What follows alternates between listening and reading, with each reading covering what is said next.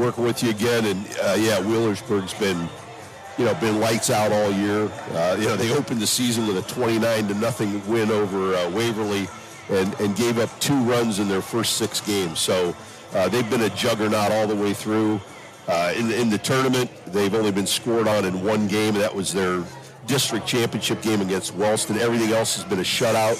22-0 over Chesapeake, 10-0 over Bidwell River Valley, 12-0 over Byesville Meadowbrook, and 13-0 in the regional final against South Webster. So they've been here before. Teresa Ruby, veteran coach, and the 21, 22, and 23, they've been here at Firestone Stadium, so they know what this is all about. South Range, coached by Jeff DeRose, they defeated Warren Champion 8-4 in their regional final by scoring 4 runs in the top of the 8th inning to break a tie and get here to the Final Four. Jeff, but they're 26-3. They were the champions of the Northeast 8 Conference. 14 shutouts on the season. So, again, they're a championship team. They've been working towards this. They have a great feeder program. They have multiple teams at their middle school. So their kids come in prepared, ready to go. And they've been here, too. They were here in 21 in the state semifinal. They were runners-up 2 years ago and in 2016. So they're not exactly strangers to state championship play. We'll see 2 17-game winners in the circle today. Julie Stackowitz, a senior, will get the ball for South Range. Andy Joe Howard at 17-0 will go for Wheelersburg. We'll pause here and be back with more from the stadium in just a moment. First, these words from your local station. This is the OHSAA Softball State Tournament on the NFHS Network and the OHSAA Radio Network, all brought to you by Chocolate Milk. Why do they officiate? For some, it's a way of staying involved in a sport they grew up with. For others, it's a way to pay it forward by helping kids who play today and tomorrow. It's also a great way to stay active, make extra money, and work with friends. And all of them will say it boils down to one thing: the love of the game. Find your reasons and log on to ohsaa.org to find out how to become an official. You'll be glad you did. This is the Ohio High School Athletic Association. Educate through sports. Hey, sports fan! Did you know the OHSAA is among the national leaders in social media? Check out the OHSAA's social media platforms for news, tournament information, accomplishments, helpful links, and all the items available in the fan guide, including photos, DVDs, and publications. Check out OHSAA Sports on Twitter, Facebook, Snapchat, and Instagram. And who knows, you may be the next featured face. What do basketball, choir, drama club, and marching band all have in common? They're all high school activities that offer learning opportunities not necessarily found in the classroom. They take up just a fraction of a typical Ohio high school's budget, and they go a long way to giving young people the tools they need to thrive. High school activities, they're more than extracurricular. They're extra important, too. This message presented by the Ohio High School Athletic Association and the Ohio Interscholastic Athletic Administrators Association. These deals are crazy during our March Mania sale at Lima Chevrolet Cadillac. 19 Infiniti QX80 all-wheel drive leather moonroof, now only $45,974. 21 Honda Ridgeline Sport all-wheel drive with only 9,000 miles, now only $49,999. 16 Escalade local trade, now only $51,500. 21 Chevy Silverado 2500 4x4, now only $49,776. Get here before the time runs out.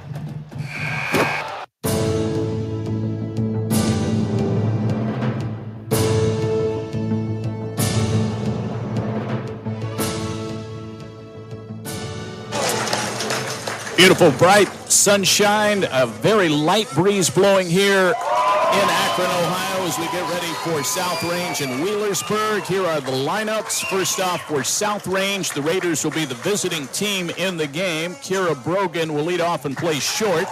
Madison Daydu in center. Kelly Solek catching. The cleanup batter and second baseman is Sam Suzanni. Julie Stackowitz will pitch. Batting sixth and playing third, Gretchen Bartels.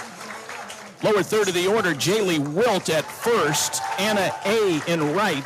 Ashley Rupert will be the DP batting ninth for South Range. Giada Pauline will play in left, but not back.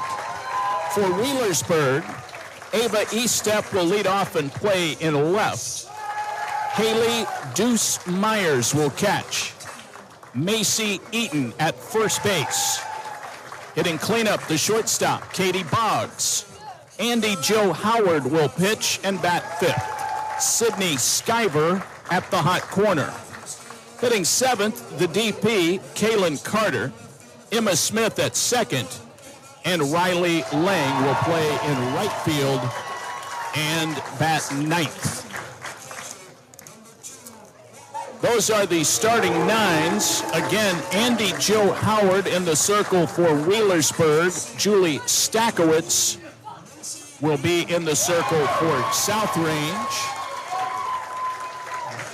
The Wheelersburg center fielder who will be in the field and not batting is Kiara Kennard.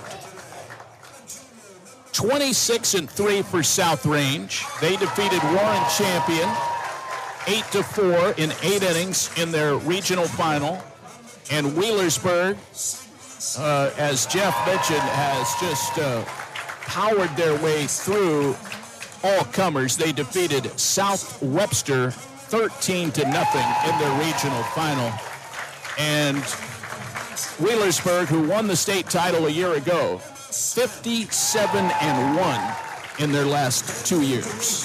Yeah, there's a reason they're the number 1 ranked team, and obviously when you have a championship culture like that, in games like this, you figure, hey, you're going to be, calm and in charge the whole time. And I think South Range has got to take advantage of any opportunities they get. They've been very solid. They're pitching a pitching-led team. Pitching's been fantastic for them. So they've played a tough schedule too. They played North Carolina state champs Ainer in South Carolina in their on their spring trip. So they faced some tough competition as well. Well, the players have been introduced. They are along the baselines here on the brand new artificial turf at Firestone Stadium. And the umpires are being introduced. We'll fill you in on those assignments in just a bit. Right now, it's time to pause for the playing of our national anthem from Firestone Stadium in the rubber capital of the world, Akron, Ohio.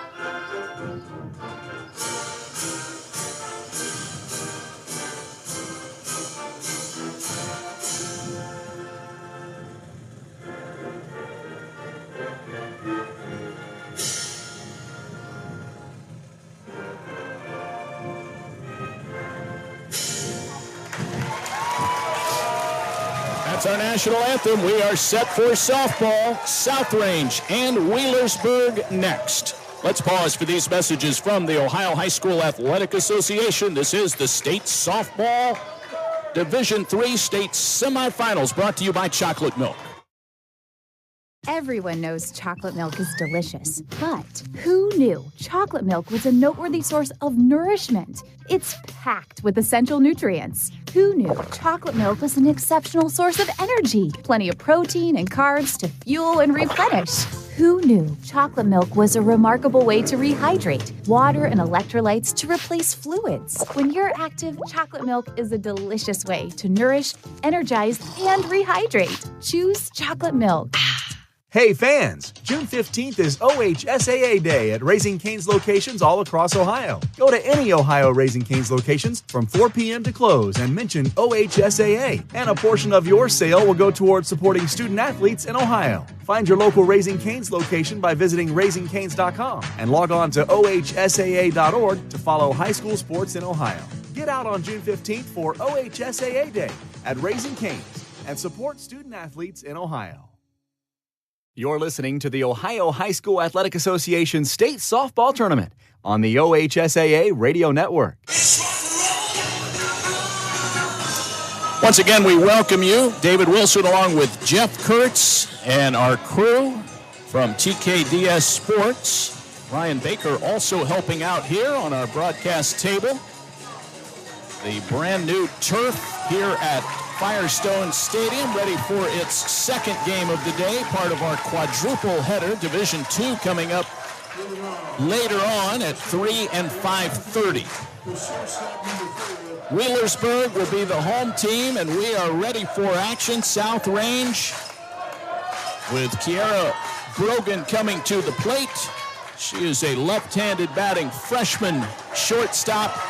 And here we go, Jeff, in the second state semifinal in Division III. Andy Joe Howard uncoils and fires the first pitch. It's popped up on the infield and playable for the second baseman.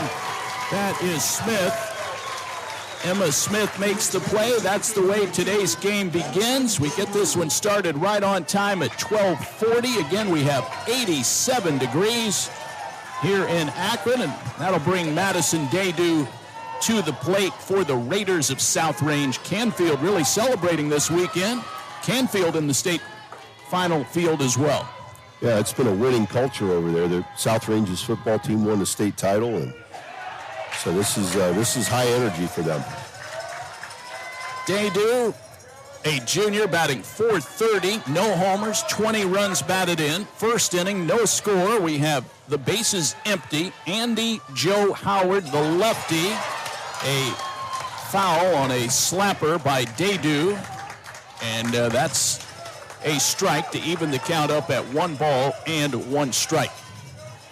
Andy Joe Howard, Jeff, pitching in her 31st game, her 22nd start, 82 innings, 104 2/3 innings. Should say 82 Ks in 104 innings. A bunt back to the pitcher. Howard picks it up and throws out Madison Daydew. 2 up, 2 down. Here's Kelly Solek here in the top of the first inning. Hey, you saw there the advantage of being a left-handed pitcher. Great job getting out of the circle and fielding that play, and she just had to do her half turn to first base and easily threw Daydew out. Here's Solek, a .391 batter, no homers, 18 runs driven in. A swing and a miss, strike one. James Renault is the home plate umpire. Dana Motter at first, Rebecca Cooper making the calls at second, and Kyle Ford will handle the impartial calls over at third base in this afternoon's D3 semifinal. Howard ready, the lefty deals, a swing and a miss. Strike 2. Solek headed to play for the Crimson Hawks of Indiana University of Pennsylvania. And wants to be a lawyer. Major in law. She's chased a couple of pitches high and away, so we'll see what happens here if the left-hander comes in with a curveball. She stays outside, trying to get him to chase. 1-2 strikes. Samantha Susani on deck. Well, you're taking on an undefeated defending state champ. If you're South Range, you want to try somehow, some way to throw the first punch. No doubt. Here's the 1-2, wave and a miss. Case closed. Solek out on strikes, and the Raiders go 1-2-3. South Range does not score. Wheelersburg coming up. Let's pause for these messages from the OHSAA on the state softball tournament, brought to you by Chocolate Milk. Everyone knows chocolate milk is delicious, but who knew chocolate milk was a noteworthy source of nourishment? It's packed with essential nutrients. Who knew chocolate milk was an exceptional source of energy? Plenty of protein and carbs to fuel and replenish. Who knew chocolate milk was a remarkable way to rehydrate? Water and electrolytes to replace fluids. When you're active, chocolate milk is a delicious way to nourish, energize, and rehydrate. Choose chocolate milk. The year was 1907. The Chicago Cubs won the World Series, and the Ford Model R hit the assembly line. While here in Ohio, school administrators came together to form the Ohio High School Athletic Association. A lot has changed since 1907, but not the dedication of the OHSAA to education-based athletics in Ohio. School sports teach responsibility, sportsmanship, and life lessons that stay with students long after their playing days are over. Since 1907, the OHSAA seeks to prepare students not for the next level of sport, but for the next level of life. You're listening to the Ohio High School Athletic Association State Softball Tournament on the OHSAA Radio Network. Well, it isn't often in high school softball that you get a battle of left-handers, but that's what we have today with Julie Stakowitz, the senior, and Andy Joe Howard squaring off. So Stakowitz for South Range, 17-2, a 1.24 ERA. This is her 22nd appearance, her 21st start, 118 and a third innings, 170 strikeouts, 32 walks. Ava Estep will step to the plate. Waiting on them to get something squared away over in the South Range dugout. Estep, a freshman. We have two freshman leadoff hitters in the game as well. That's something you don't see all the time either. Estep hitting .557, 2 homers, 28 runs batted in. She takes the ball low. She has 15 steals, has not been caught.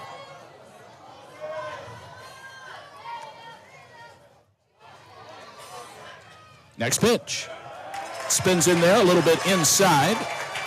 And it's 2-0. South Range went up and down in order in their half of the first. Estep, Myers, and Eaton are scheduled to hit here. That's a strike outside corner. 2 balls, 1 strike. Wheelersburg won the state championship last year, a 5-2 win against Massillon Tuslaw.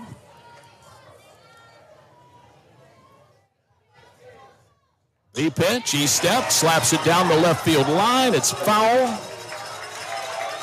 Giada Pauline gave it a look, could not close ground and catch it in foul territory. Gretchen Bartles is at third base. Kira Brogan at shortstop. Samantha Suzanne at second. Jaylee Wilt is the first baseman for South Range. 2-2, low, ball 3. Giada Pauline in left. Madison Dado in center. Anna A-E-Y in right field. And Kelly Solek behind the plate working with Julie Stakowitz. Another ball slapped foul. Full count, 3-2 to the leadoff hitter for the Wheelersburg Pirates. These Wheelersburg hitters expect to see a lot of power stuff from Stakowitz. She's in the low 60s. Ground ball, base hit. Right back up the middle, hit it where it's pitched. Great at bat by Estep leading off the game. I mentioned Stakowitz. She's a screwball curveball pitcher, but she can get up there with some speed. So just tinkering a little bit with the rise and does have an off speed. But expect her to be pounding the strike zone. Here's Haley Deuce Myers. Jumps on the first pitch, fouls it back to the net. 567 her average, a homer, 25 runs batted in. Estep again, 15 steals on the year.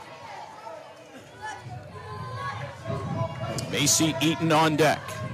Wheelersburg batting, scoreless game, bottom of the first inning. Breeze blowing in from center field. A bunt foul at the plate. 0-2. And so Teresa Ruby might be changing her strategy here. She's down in the third base coaching box.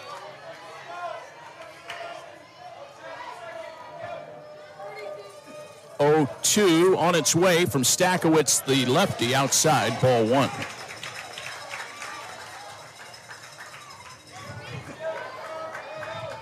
They have some big hitters in this lineup, Jeff, with some great power numbers. Ground ball to first. Easy play there for J.C. Wilt. And she will retire Myers, 3 unassisted. That does move the runner up. He stepped now at second base. And here's Eaton. Yeah, good piece of hitting there by Myers.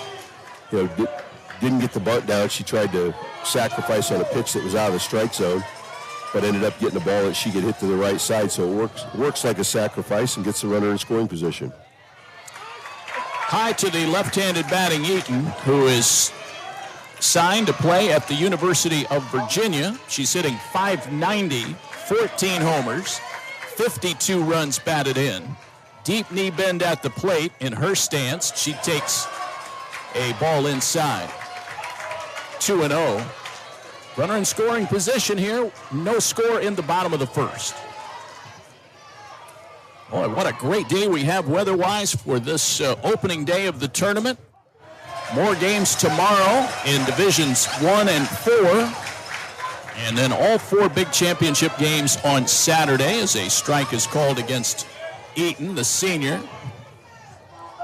He step off second. That's high and outside. Well, a called strike. Wow. That was somewhat of a surprise to the Wheelersburg fans. I think to everybody. And me. That was a big strike zone right there. 2 balls, 2 strikes. That one's popped up. Shallow left. Pauline is coming in, and on the run makes the catch. And that's the second out. Tough hitter retired.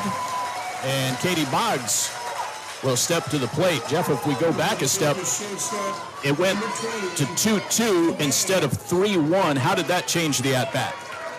Well, obviously it moves it into pitcher's favor, and she could waste the pitch there if she wanted to. But she came right back and got her to hit a little pop up the left center. And Pauline came a long way to get that ball. I think the shortstop thought she had a beat on it. Pauline ended up about 2 steps past the cut of the grass to catch it. Swing and a miss by Katie Boggs. Boggs, .538. Her batting average, 13 home runs, 47 runs batted in. That one's lined into right. That's a base hit. It gets out to A on a couple of hops. Here comes E step toward the plate. Throw is cut off. RBI single by Katie Boggs. Her 48th RBI of the year. Wheelersburg takes a 1-0 lead in the bottom of the first inning on a 2-out RBI single by Katie Boggs, the sophomore. That's only the 36th run of the season given up by Stakowitz. Andy Joe Howard trying to keep the 2-out rally going.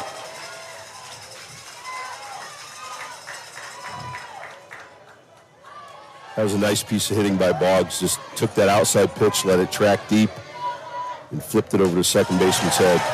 Swing and a miss, strike 2 on Howard. She's hitting .466, 12 homers, 42 RBIs. So just to recap, Jeff, the last 3 hitters for Wheelersburg, 14, 13, and 12 homers, respectively. Yeah, you don't want to mess around with the middle of that lineup.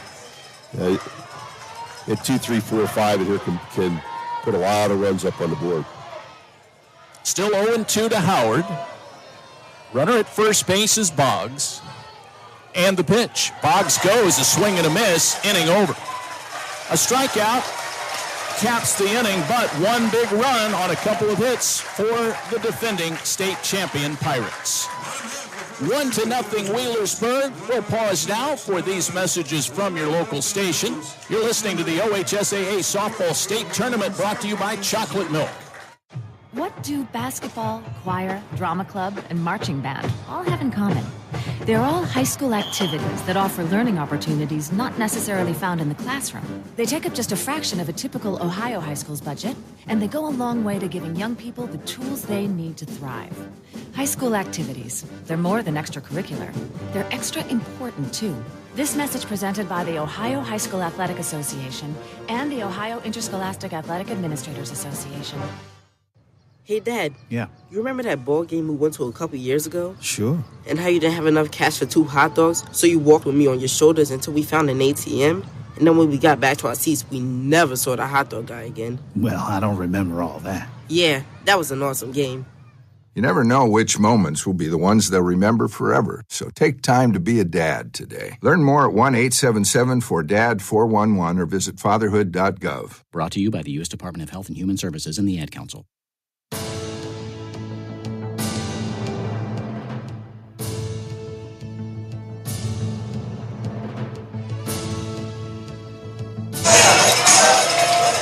One to nothing Wheelersburg as we go to the top half of the second inning. Samantha Suzanne will lead things off for South Range. The Indian Lake Lakers are waiting in the wings for the winner of this game. They defeated Johnstown Monroe 3-0 earlier this morning. First pitch to Suzanne is ball 1 from Andy Joe Howard. Suzanne, Stakowitz, and Bartels are the scheduled South Range hitters here in the top of the second inning. Ground ball sharply hit to second, and Smith is there. She takes care of Suzanne, an easy 4-3 put out. And Julie Stakowitz to the plate. Stakowitz, a .436 batter, 6 homers, 38 runs batted in.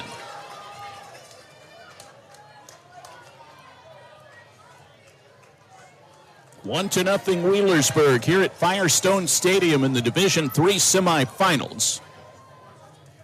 Andy Joe Howard wings it in. That's high for a ball.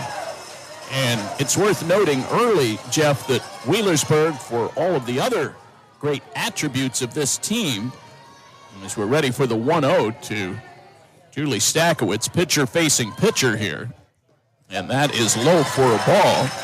Another thing that differentiates them from many high school teams is that they do have 2 distinct ace pitchers with Andy Joe Howard and Kaylin Carter. Both are virtually interchangeable. 2-0, and that's high and tight for a ball, so a 3-0 count. Yeah, they won't go wrong with either of those girls in the circle, that's for sure.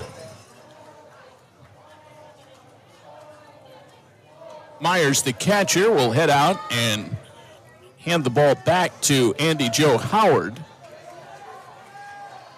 So they confer briefly at 3-0. Stakowitz headed to play junior college ball in the Sunshine State at the State College of Florida. 3-0. That one is low. It's ball 4. And a base runner for South Range. That is their first. Gretchen Bartels will step to the plate. So the State College of Florida getting a good one in Julie Stakowitz. I believe that's in Bradenton. I believe you're correct. Spring training home of the Pittsburgh Pirates. Bradenton, Florida. 1-2. And that's taken a strike. In fact, they had not cleared the board, so that's strike 1.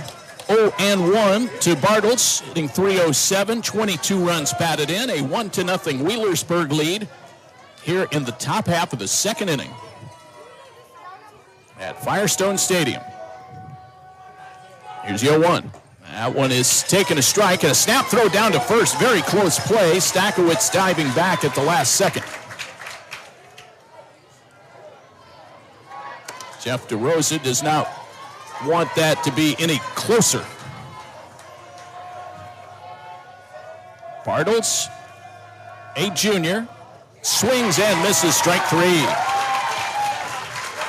Well, after walking Stakowitz on 4 straight pitches, she came right back and pounded the zone with Bartles. And gets a strikeout. Sorry there, Jeff. You good? For Wilt, well, we'll wait on the first pitch to come in. Give you a station ID break after this pitch to Wilt. She's hitting .323, 14 runs batted in. Howard lets it fly. It's low for a ball. Let's pause 10 seconds for station ID on the OHSAA radio network.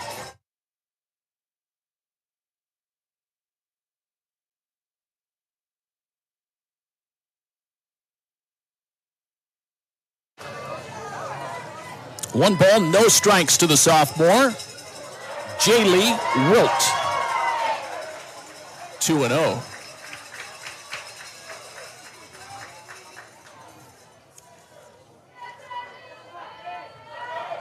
One to nothing Wheelersburg on an RBI single by Katie Boggs in the first inning. Here comes the 2-0 pitch from Howard. That is over for a strike. And it's 2-1. Anna A. waiting on deck.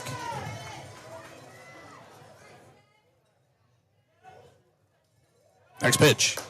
Late swing and a foul down the first base line. 2 balls and 1 strike.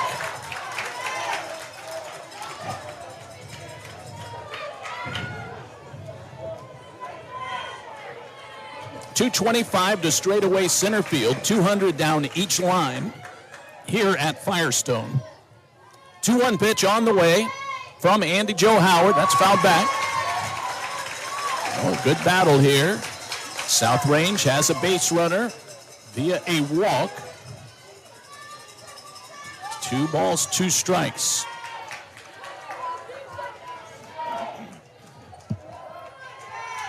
Howard the lefty. She deals another swing, another foul, and a good at-bat here by the sophomore. 80 walks on the season for the Raiders. So they've got some hitters that will get up there and work the count, get it to their advantage, and be willing to take a walk if they'll give it. You just don't get to the state semifinal level, Jeff, if you're not good at plate discipline. Yeah, you got to learn to be patient. Sometimes that's hard. 2-2. That's lined down the right field side and into foul territory.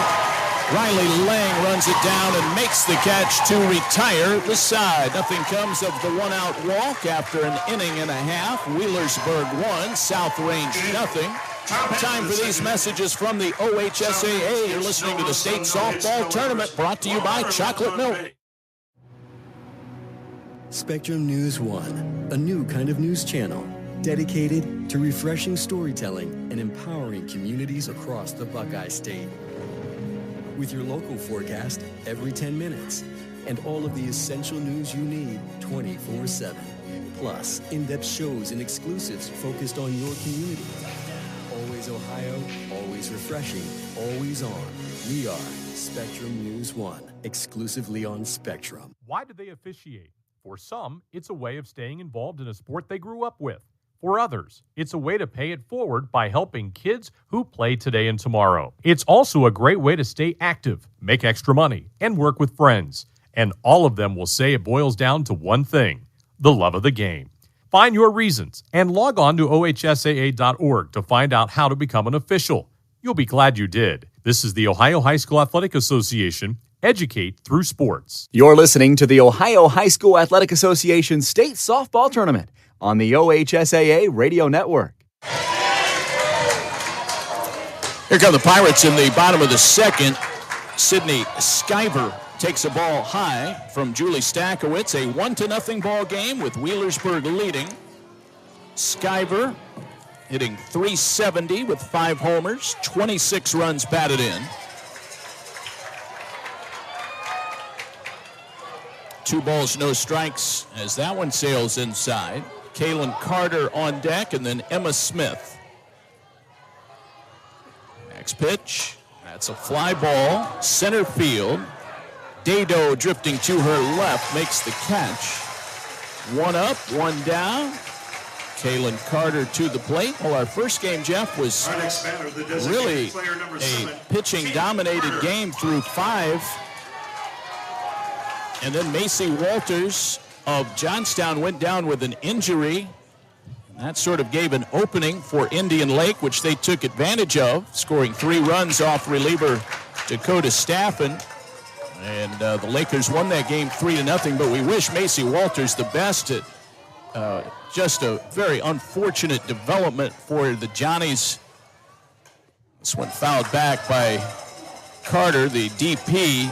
1 ball and 1 strike, but for whatever happens, hopefully she is able to recover and get ready to play at Akron next year. She was pretty immobile at the end of the game.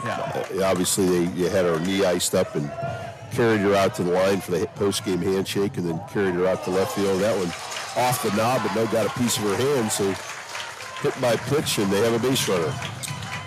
Oh, interesting there. Carter just headed straight up the line, so there was no argument of any kind on the South Range side. So a hit by pitch puts a runner aboard with 1 out. Here's Emma Smith, second baseman, a sophomore, .353 batter. No homers and 11 runs batted in. Carter not a running threat, just 1 steal on the year. It's high for a ball, 2-0. Riley Lang on deck. So unlike that game where we were scoreless through 5, this game saw its first run in the first inning. Swing and a miss. Good cut by Smith. And it's 2 balls and 1 strike.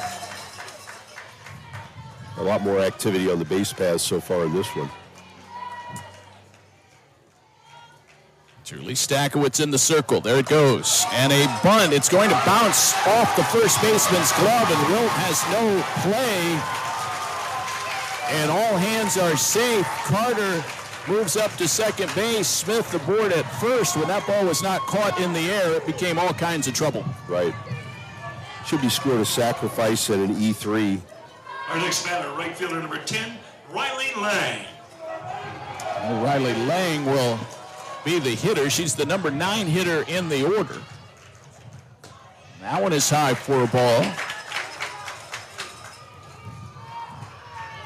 And I do agree with you, Jeff. That was a nice job by Smith to get the ball down. She did her job, but then they did not get an out.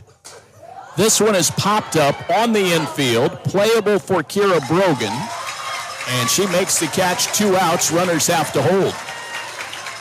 Yeah, that's when I thought she almost bunted it too far, and they're going to give her a single. I'll respectfully disagree with that one. I think the first baseman hurried herself a little bit because she knew the speed of the runner. The ball clearly hit right in her glove, and she dropped it. And again, best case scenario there, you still have to give the hitter credit for the sacrifice, but give her a little base hit. So 1 ball and no strikes now as they turn the lineup card over. Ava Eastep back at the plate. She singled and scored on the RBI single by Katie Boggs in the first inning. So Eastep up there. Lefty-lefty matchup here. 1-1. First and second for Wheelersburg. They lead it 1-0. That one lifted foul. Eastep 2 homers on the year. Wheelersburg, Jeff, it seems like they just kind of fall out of bed and hit a homer. Well, they're certainly capable of doing that, it seems like. 1-2. Here it comes. That's lined into left field. It's going to get down for a hit, and it skips right by Pauline all the way to the fence. Carter scores. Here comes Smith. She scores. It's 3-0 Wheelersburg here in the second inning. Well, Pauline got caught in between there. As an outfielder, you don't want to take that hard first step in on a line drive right at you. You want to just kind of hold and then read the ball. And I think she initially thought she could come in and catch it. I thought if she took a good couple of steps in, she would have caught the ball, and she stopped, and it caught her on the in-between hop and skipped right by her on the turf. It should be a single and an E7, and get credit for at least one RBI there for sure. Haley Myers at the plate, takes a ball, 1-0, still 2 outs, and a tapper back to the circle. Stakowitz fields and wings it low to first, but it's handled by Jaylee Wilt. And that retires the side, a 1-3 put out, but 2 more come across, and Wheelersburg, after 2, holds a 3-0 lead. Let's pause for these words from your local stations. You're listening to the OHSAA Softball State Tournament, brought to you by Chocolate Milk. This is what matters. This is beyond X's and O's. This is the difference mutual respect makes. This is what character looks like. This is what defines us in Ohio. This is sportsmanship. School sports. It's not the outcome that matters most, but the way the games are played. This message presented by the Ohio High School Athletic Association and the Ohio Interscholastic Athletic Administrators Association. This isn't Madison Square Garden. These drills probably won't make anyone a #1 draft pick. But these players are practicing for something important.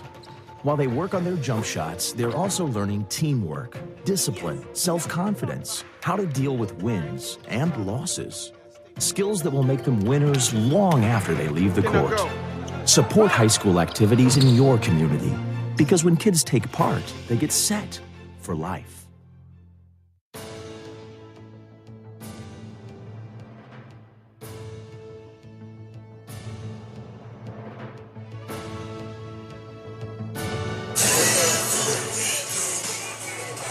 Well, Jackson Lightcap and Ryan Baker are at the controls.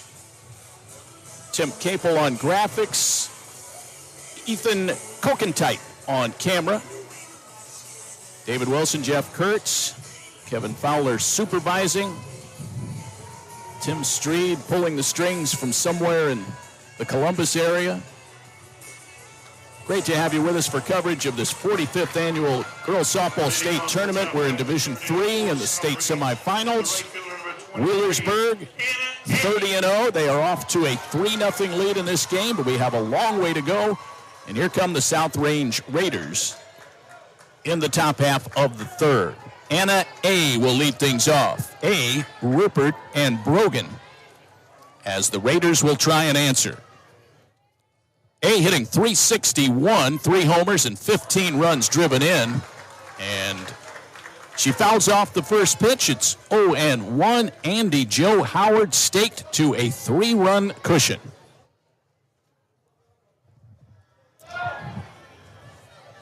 A team high 9 doubles for South Range.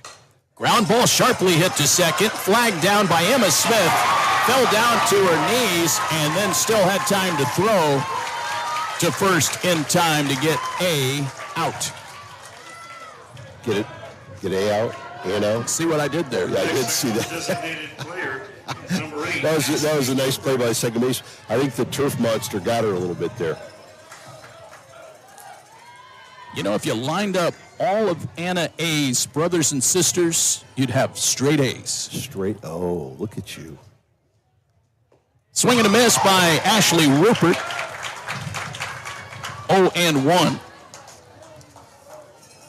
Rupert, the DP, hitting .360. No home runs. 8 runs batted in. Top of the third, 3-0 Wheelersburg. Fouled back, out of play. Well, Jeff DeRose, I'm sure, has told his Raiders, look, we are where we are. This has happened, but we can't allow the hole to get any deeper. Yeah, you're exactly right. I mean, these things have a way of snowballing if you let it get away from you. You just got to settle back in and do what you did that got you here. 1 ball, 2 strikes to Ashley Rupert. She is a freshman DP. Her fellow freshman classmate, Kira Brogan, on deck. For the most part, both of these rosters and lineups dominated by underclassmen. There's a ball hit to right, but on one hop, Lane comes up firing and gets Rupert out at first base. A rare 9-3 putout. That ball was socked. A perfect hop to Lang, and she came charging. Coming to the plate, top of the batting order. Made a strong throw to first. Well, she's got a cannon. I mean, she didn't hesitate at all. She knew she had a shot at it. And being left-handed, she could just come in and scoop and throw, and that's exactly what she did. Great play by the right fielder. Top of the order, Brogan. 2 gone, bases empty, 3-0 Wheelersburg. This one lined toward the gap in right center field. That's going to go all the way to the fence. It's extra bases for Brogan.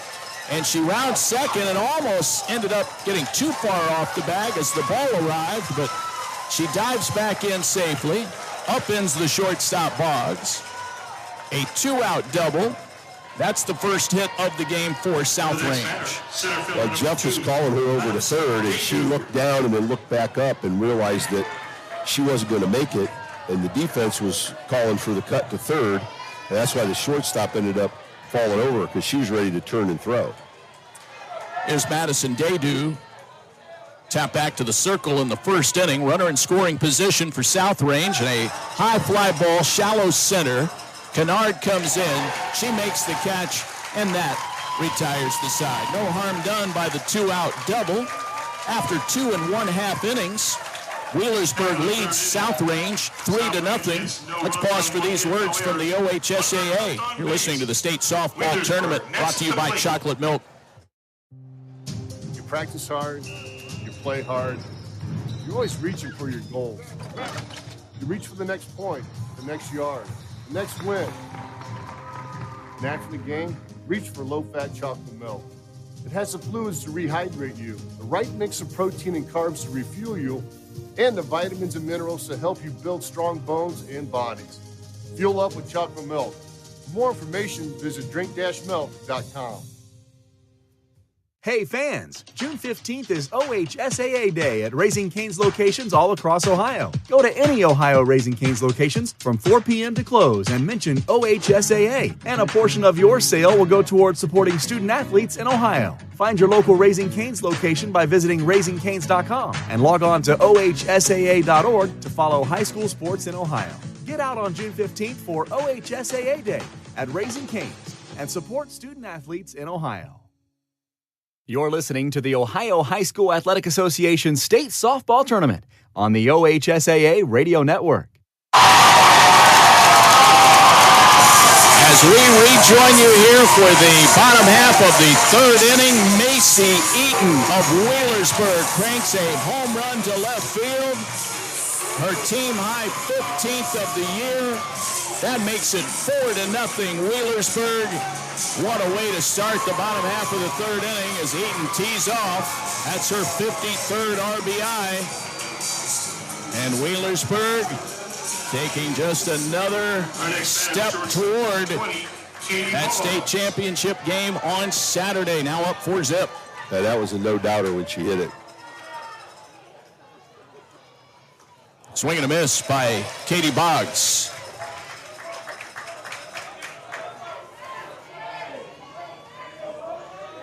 Boggs an RBI single in the third inning. Swinging a foul back. So Julie Stakowitz will try and settle down after giving up the dinger on the first pitch of the inning.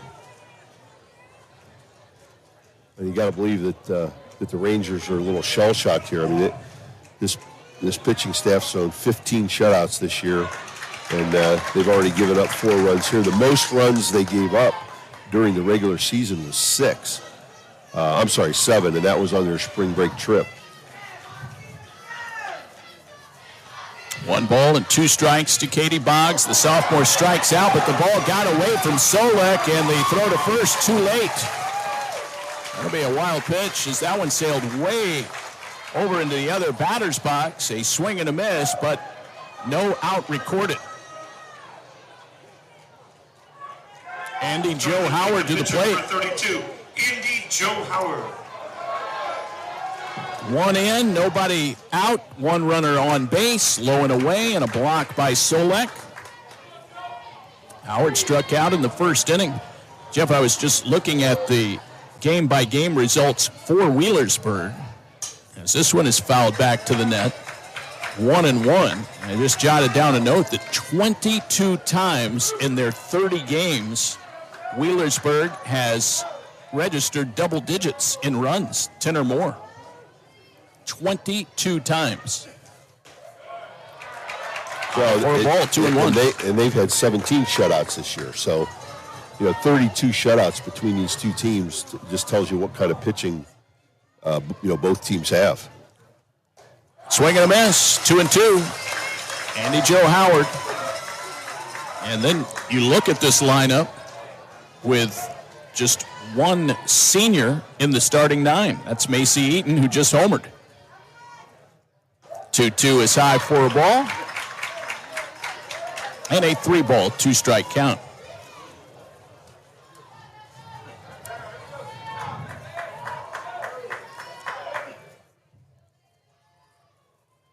Way up at the bill of the helmet, ball 4. First and second, nobody out. Here's Sydney Skyber. We'll get a pinch runner coming up here, Jeff. Wheelersburg will use the courtesy runner for the pitcher. Pinch running at first base now. Number 6, Lakin Wright. So Lakin Wright, a sophomore. Baseman number 21, Sydney Skyber. Well, run at first base. Skyber steps in, low for a ball. 1 ball and no strike. Skyber flied out to center field back in the second inning. 4-0. Wheelersburg, the defending state champs, off to a great start here in the semifinal this afternoon.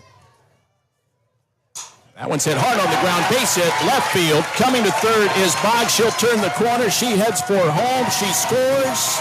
5-0 Wheelersburg. Howard make it the pinch runner right. Moves over to third base, and Sydney Skyver drives in her 27th run of the year. Well, that's one right there, David. They obviously wanted to cut that run off the plate. Thought they had a shot. As Jeff DeRosa is coming out to the circle here, but that's one where you got to get the ball into the cutoff and minimize the damage there. Keep that runner at second base, and still, then you still got to force out the infield any base.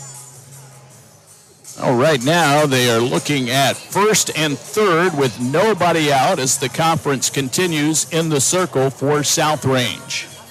Friends, this broadcast is a presentation of the OHSAA Radio Network and the NFHS Network.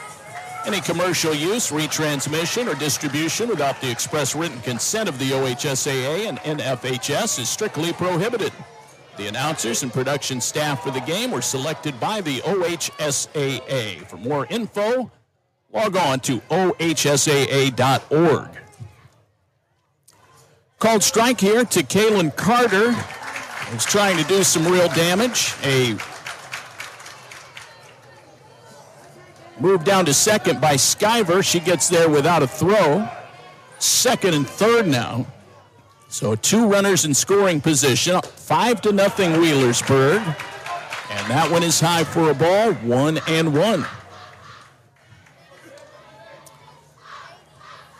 For Skyver, her 5th steal.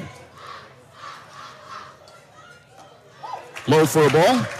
2-1 now with Carter at the plate. Emma Smith waiting on deck in the bottom half of the third inning.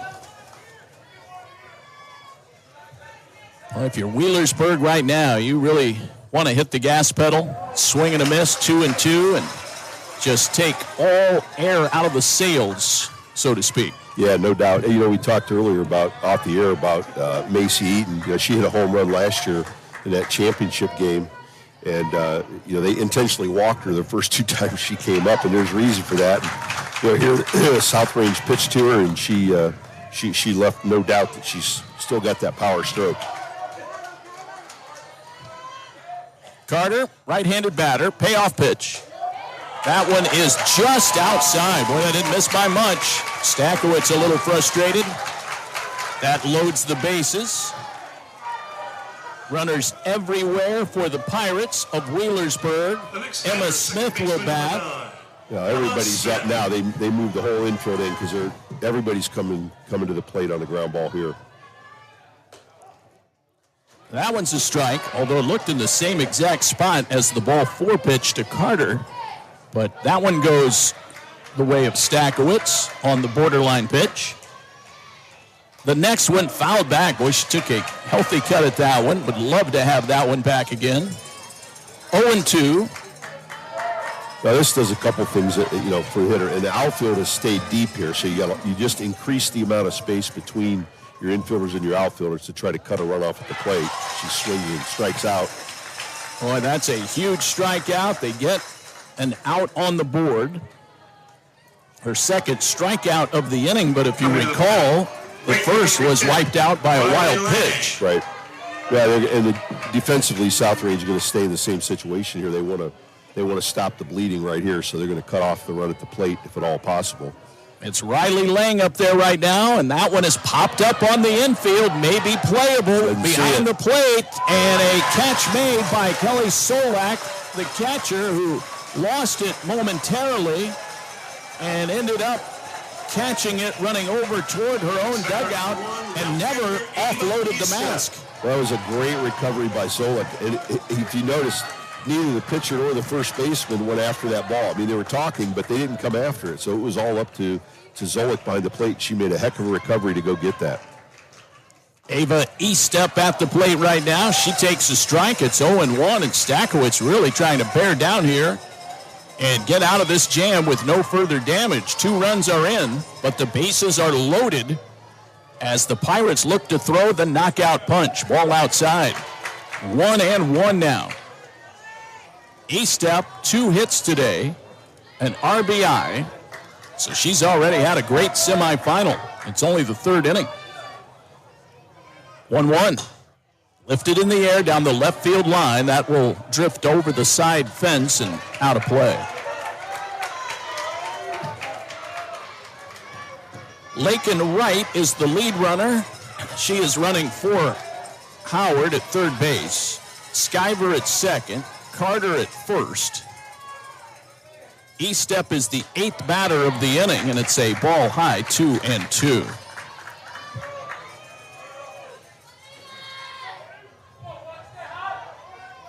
Eastep, a freshman, hitting .557. That average on the climb with her 2 hits today. Ball outside, full count, 3-2. Everybody's moving here. Something's going to happen. They're either going to get out of it or they're going to score a run here. 3 balls, 2 strikes. Open stance. Here's the pitch and a foul on a line drive down the third base side. So we'll do it again at 3 balls and 2 strikes. Well, what would you like to see here pitch-wise? Well, you don't have any, there's no room to go here. So you got to throw her a strike or something that looks like a strike. She does a good job of taking that outside pitch. I'd probably go right at her. She grounds it to first, and it's gloved there by Jaylee Wilt. She tags first. Eastep is out, and so are the Pirates, but 2 big runs come across. And after 3, Wheelersburg leads South Range 5-0. Let's pause for these words from your local stations. You're listening to the Softball State Tournament, brought to you by Chocolate Milk. So when you get to the corner of Smith and Orchard, you're going to want to take a left. You are not going to. Then what you're going to do is turn onto Marcy Marcy and Brett Avenue. just broke up and go past the first 3 lights, happy and then about take it. the next left. I don't really then think drive 5 she's more happy, blocks, but and you should be who there. am I to judge, right? Park on the right. That's I'll what see I you heard later last tonight. night. It's hard to concentrate on 2 things at once, like texting and driving. Stop the text, stop the wrecks. How will you stop texting and driving? Tell us at stoptextstopwrecks.org. Brought to you by the National Highway Traffic Safety Administration and the Ad Council. This is what matters. This is beyond X's and O's. This is the difference mutual respect makes. This is what character looks like. This is what defines us in Ohio. This is sportsmanship. School sports. It's not the outcome that matters most, but the way the games are played. This message presented by the Ohio High School Athletic Association and the Ohio Interscholastic Athletic Administrators Association.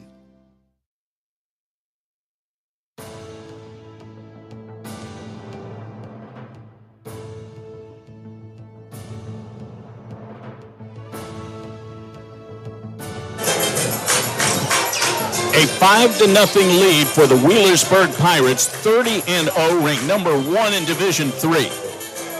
We go to the 4th inning. Kelly Solek will lead things off for South Range.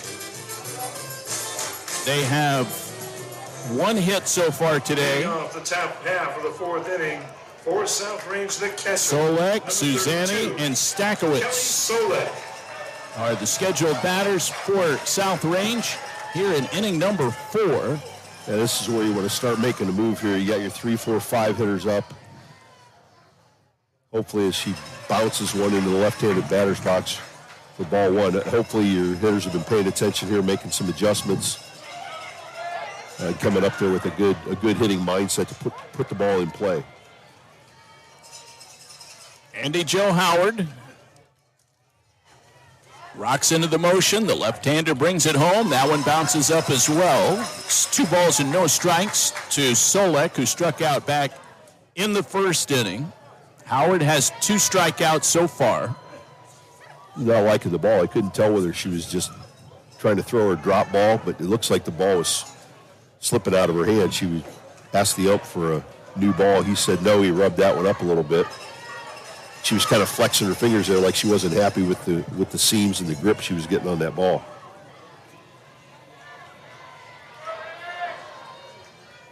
Solek digs back in. A 2-0 is on the way, and that's a swing and a miss. 2 balls, 1 strike. A 5-0 Wheelersburg lead. Macy Eaton a home run. That was a solo shot. 2-1. That one a little bit outside. 3 balls and 1 strike. But as we've said, Jeff, there's just no breaks in this Wheelersburg lineup. Everybody is a threat, and that's what we've already seen today. Yeah, as a pitcher, you can't take a batter off with this lineup. 3-1, lifted foul. That'll get out of play. 3 balls and 2 strikes. Yeah, if you're South Range here, you can't panic. I mean, I know it's the 4th inning, but you still got 4 at bats, plenty of time, but you got to start putting the ball in play and get some base runners. They haven't really put any pressure on the Wheelersburg defense at all. Only two base runners so far. 3-2. That one lifted in the air to center field. Playable. Kiara Kennard is there. She makes the grab. That's the first out of the inning. 1 down. Samantha Suzanne to the plate. 4 different Wheelersburg hitters have RBIs already, Jeff, and another run scored via an error. And so against a team as skilled as the Pirates, you just really cannot allow any unearned tallies. That just complicates things even more. Here's Suzanne, who grounded out to second. And she lines one to right. That's down for a hit. And that one gets by Lang all the way to the fence. Extra bases for Suzanne. She's headed to third. The throw there. Not in time. She is safe. Yeah, you got a turf hop right there. You saw the difference. That ball just kind of exploded on her and picked up speed. Thought she had it played perfectly, and the next thing you know, the top spin off that turf and went off her glove and right over her head. Be a single and a 2-base error charged to Riley Lang. And Julie Stakowitz will bat for South Range. And we were speculating earlier today, Jeff, about how the turf would affect the infielders, but we've seen it more affect outfielders today, letting common base hits get by them. Yeah, you got to take a whole different angle as an outfielder. You know, we talk to our outfielders all the time about, angle to the ball, get deep, get behind the ball, and if you run anywhere close to straight at a ball on turf, if the ball's hit with any authority, it's going to scoot by you before you get a chance to get there. Stakowitz trying to drive in a run. She takes a strike. It's 1-1. Gretchen Bartles is on deck. Stakowitz walked back in the second inning. It's 5-0 Wheelersburg. We are here in the top half of the 4th inning in the D3 state semifinals. That one is low. It kicks away left. but Deuce Myers jumps on it quickly. No chance for Suzanne to come down the line and score. Yeah, Julie Stakowicz can really help herself here. Get the egg off the board and keep the momentum going here in the fourth inning. 2-1. In on her hands. That one's fouled back out of play. It's only 2-2 count. Stakowicz, the senior. This Wheelersburg staff, we mentioned Andy Joe Howard and Kaylin Carter together, and then as a staff, a 1.46 ERA. 2-1, swing and a miss. Pardon me, 2-2, and that's a strikeout.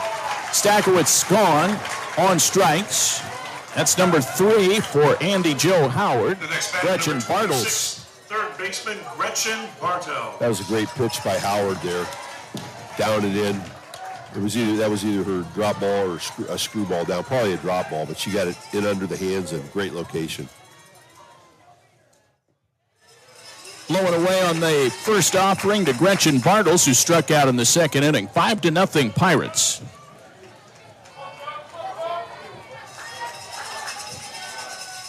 Both of these teams were conference champs in their respective leagues.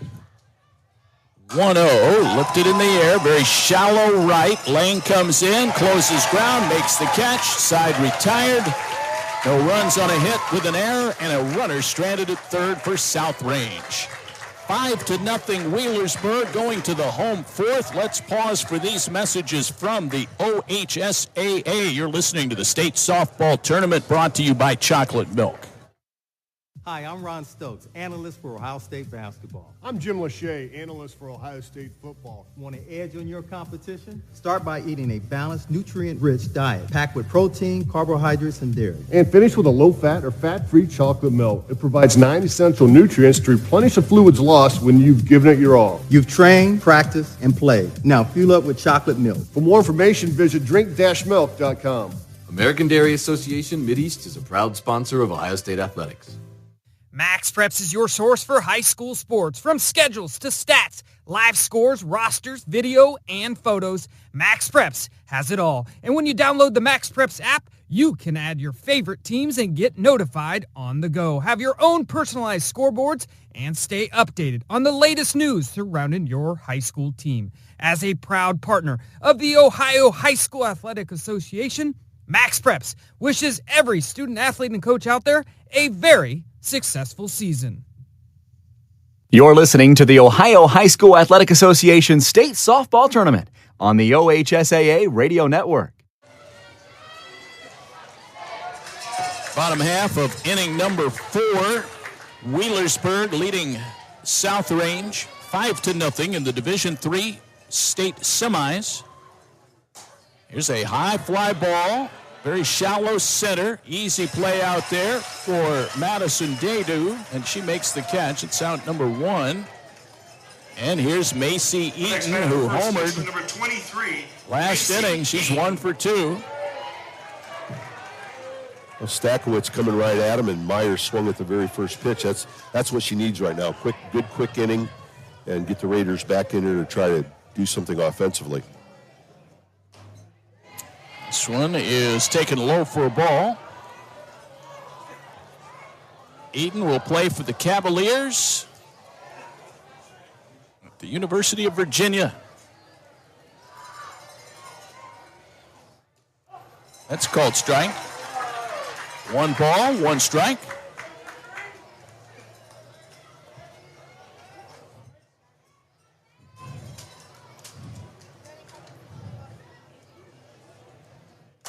This one socked out to center field, and it's over the head of Daydu all the way to the fence. Eaton wants 3 out of this. She'll get there. She slides in safely with a 3-bagger. That was a rocket to center. Daydu thought she had it measured, Jeff, but it just sailed right over her head. Yeah, she took. We were just talking about angles to the ball in the outfield, and she thought she had a good angle on it, but she didn't realize how hard that ball was hit. It just kept climbing. Great swing by Macy Eaton there. So she's got a home run and a triple, and she's hit both balls right on the nose. Katie Boggs will step to the plate, swing and a miss. Jeff, it occurs to me that sounds like a interesting title for a movie. Angles in the outfield. Angles in the outfield. Maybe we can work on that together. I think we should. No balls, one strike. There's a bunt. Suicide squeeze is on. It works. Scooped up by Wilt. No chance to get it out anywhere. It's 6-0. Give Katie Boggs the RBI, her second of the game. She just deadened that one right up the first baseline. Eaton running. She scores easily, and Wilt had no choice but just to hold the ball. So here you got a team that's lost one game in, 52 as the first pitch swinging strike high on the outside part of the plate. And they're up 5-0 in the state semifinal, and their number 4 hitter executes a perfect suicide squeeze. That's, talk about a selfless team move. That pitch is a little bit outside, but great job. Great decision right there by Coach Ruby. Get a ball down. They're probably not expecting it. The infield's back because they have to respect the power that the Pirates have. Now 6-0 Wheelersburg. Andy Joe Howard at the plate. 1 ball and 2 strikes. The triple and then the bunt. It has been a sacrifice and the fielder's choice. The way that was executed, Jeff, that I think situation, that should have been a hit. Right. I scored it a hit. I thought that as well. Yeah, in my mind, that was a base hit. Andy Joe Howard has worked a full count now, 3 balls, 2 strikes. 1 out, 1 on. This one drilled down the line and left, but it is pulled foul and had home run distance over the 200-foot marker. But a long strike, 3 balls and 2 strikes. Just got out in front of that a little bit.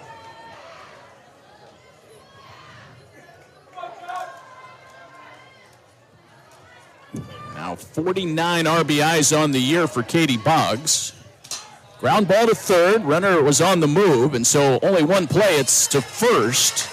And Bartle's throw is up the line, but Wilt puts the tag on Andy Joe Howard. 2 outs. Runner at second now for Sydney Skyver. Third baseman number 21, Sydney Skyver.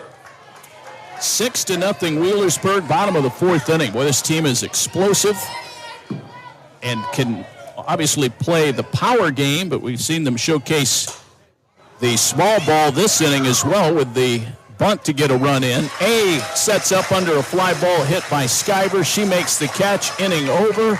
Another tally for Wheelersburg after 4. They lead South Range 6-0. Let's pause for these messages from your local stations. You're listening to the OHSAA Softball State Tournament brought to you by Chocolate Milk. Hey, Dad. Yeah. You remember that ball game we went to a couple years ago? Sure. And how you didn't have enough cash for 2 hot dogs, so you walked with me on your shoulders until we found an ATM? And then when we got back to our seats, we never saw the hot dog guy again. Well, I don't remember all that. Yeah, that was an awesome game. You never know which moments will be the ones they'll remember forever, so take time to be a dad today. Learn more at 1-877-4DAD-411 or visit fatherhood.gov. Brought to you by the U.S. Department of Health and Human Services and the Ad Council. So when you get to the corner of Smith and Orchard, you're going to want to take a left. left. You are not going to Then what you're going to do is turn onto Marcy Avenue. Just broke up and go past the first 3 lights happy and then about take it. the next left. I don't really then drive think 5 she's more happy, blocks but and you should be who there. am I to judge, right? Park on the Anyway, right. That's I'll what see I you heard later last tonight. night. It's hard to concentrate on 2 things at once, like texting and driving. Stop the text, stop the wrecks. How will you stop texting and driving? Tell us at stoptextstoprex.org. Brought to you by the National Highway Traffic Safety Administration and the Ad Council.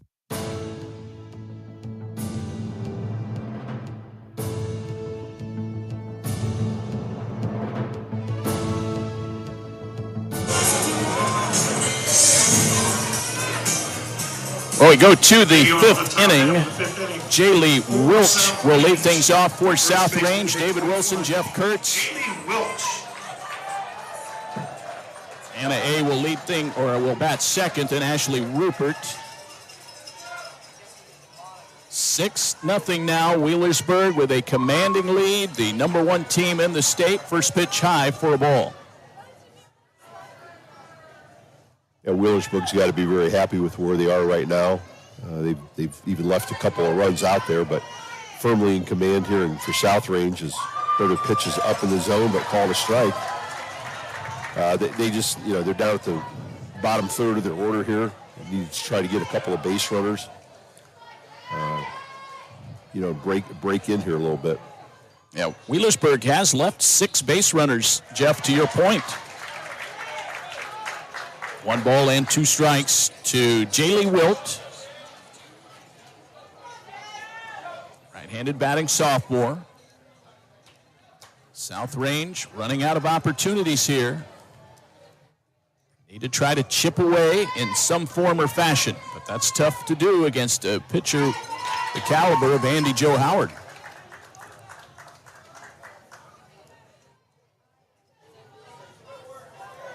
Yeah, you mentioned Wheelersburg with their runners left on. They've had at least 2 runners on in every inning, and obviously the innings that they scored, they had more than that. This one is high for a ball, so a 2-ball, 2-strike count to Wilt and an A on deck. This may be a point in time where Jeff DeRosa's got to try to start playing a little small ball here. Up and in, 3-2.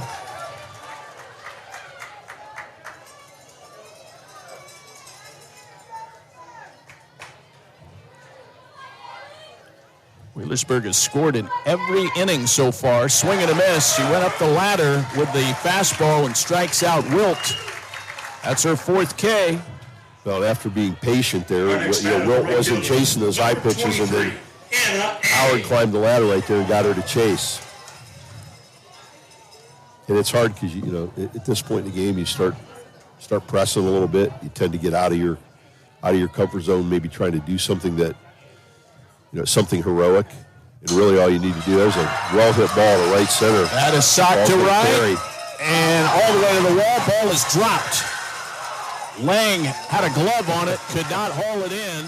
The play at second was close. Anna A. slides in there safely at second. We'll see how they score it. That ball was socked all the way to the fence, but boy, Lang right there looked like she was going to be able to haul it in. Yeah, and Anna A. was, she put the brakes on her. They originally called her over to third after that ball hit off the fence, and she wisely put the brakes on and dove back in. Runner at second for South Range. Maybe that's the opening they needed. Ashley Rupert will step to the plate. 1 out, 1 on. This one fouled off. A little inside-out swing. 1 strike. That was a tough play as the wind has changed a little bit now, kind of blowing out to right center. I think that ball carried a little more than she thought it was going to. Was ruled a straight error. It's ruled an error, Jeff. So, again, you are at odds. Yeah, we're definitely not on the same page. The official scorer and I today. We've been joking between innings, but no balls, 1 strike. The pitch. And that is taken a strike. No balls, 2 strikes to Ashley Rupert, the freshman in the number 9 hole for the Raiders of Canfield South Range. 26-3 on the year. State semifinalist. Here's the 0-2. Ground ball up the middle. Base hit. A hits third. She'll be waved to the plate. Here comes the throw. It's up the third base line. South Range on the board. Throw back to first. Not in time to get Rupert. It's an RBI single for the freshman. Her 9th RBI. And it's 6-1. Wheelersburg's lead is trimmed to 5 here in the 5th. Next batter, top of the batting order for the Raiders. Shortstop number 4. Kira Brogdon.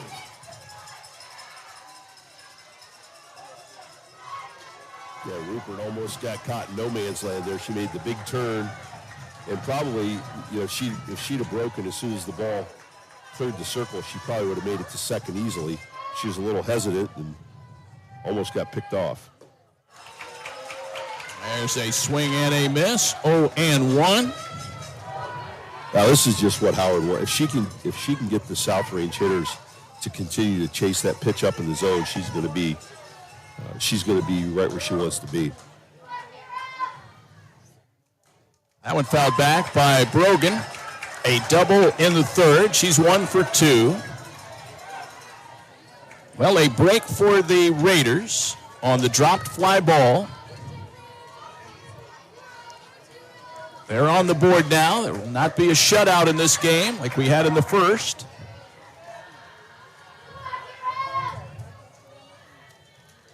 That's lined up the middle. That's a base hit into center field. Rupert moves up to second. Brogan checks in with her second hit of the day. And now all of a sudden here in the fifth inning, the Rangers are doing exactly what they need to do. Hit the ball where it's pitched, have a little patience at the plate. And she just barreled that up, squared it up, and hit it right back up the middle.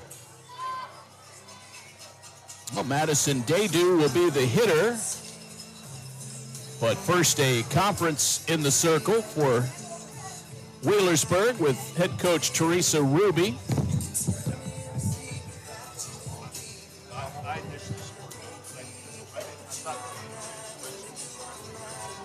A long chat here with the infielders and the pitcher. Gives South Range a chance to also strategize.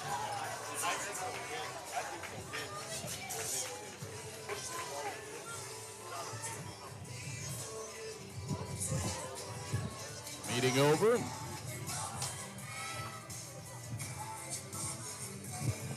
I got some sort of motion there from the home plate umpire, James Renault, but I don't know what he was signaling, Jeff.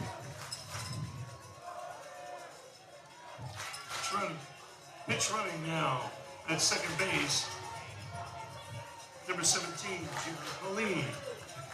All right, so there was a pinch runner. We'll figure that out momentarily for South Range. Slap hitter Madison Daydew at the plate, swings and misses. And that would have been his signal. So he's got Pauline, who's the flex player, is who they announced pinch running at second. Swing and a miss, strike 2. So Daydew down 2 strikes. She's hitless today, 0 for 2. So Pauline running at second for Rupert. Brogan at first after her single. 6-1 Wheelersburg in the fifth. And the pitch. Ground ball to second. A tag play. She missed the tag and instead still got the play at second where the shortstop Boggs was covering. Well, ironically, the second base umpire rolled her out on the tag. She didn't see it. She was still trying to turn the double play. Yeah, so the runner at second, so Ashley Rupert, who's at second, is the designated player, and Giada Pauline is the flex. So those two are inextricably linked. So they can trade places anytime without penalty. So either one of them can play defense, either one of them can play offense. They just can't both be hitting it at the same time. Daydew, the runner at first base.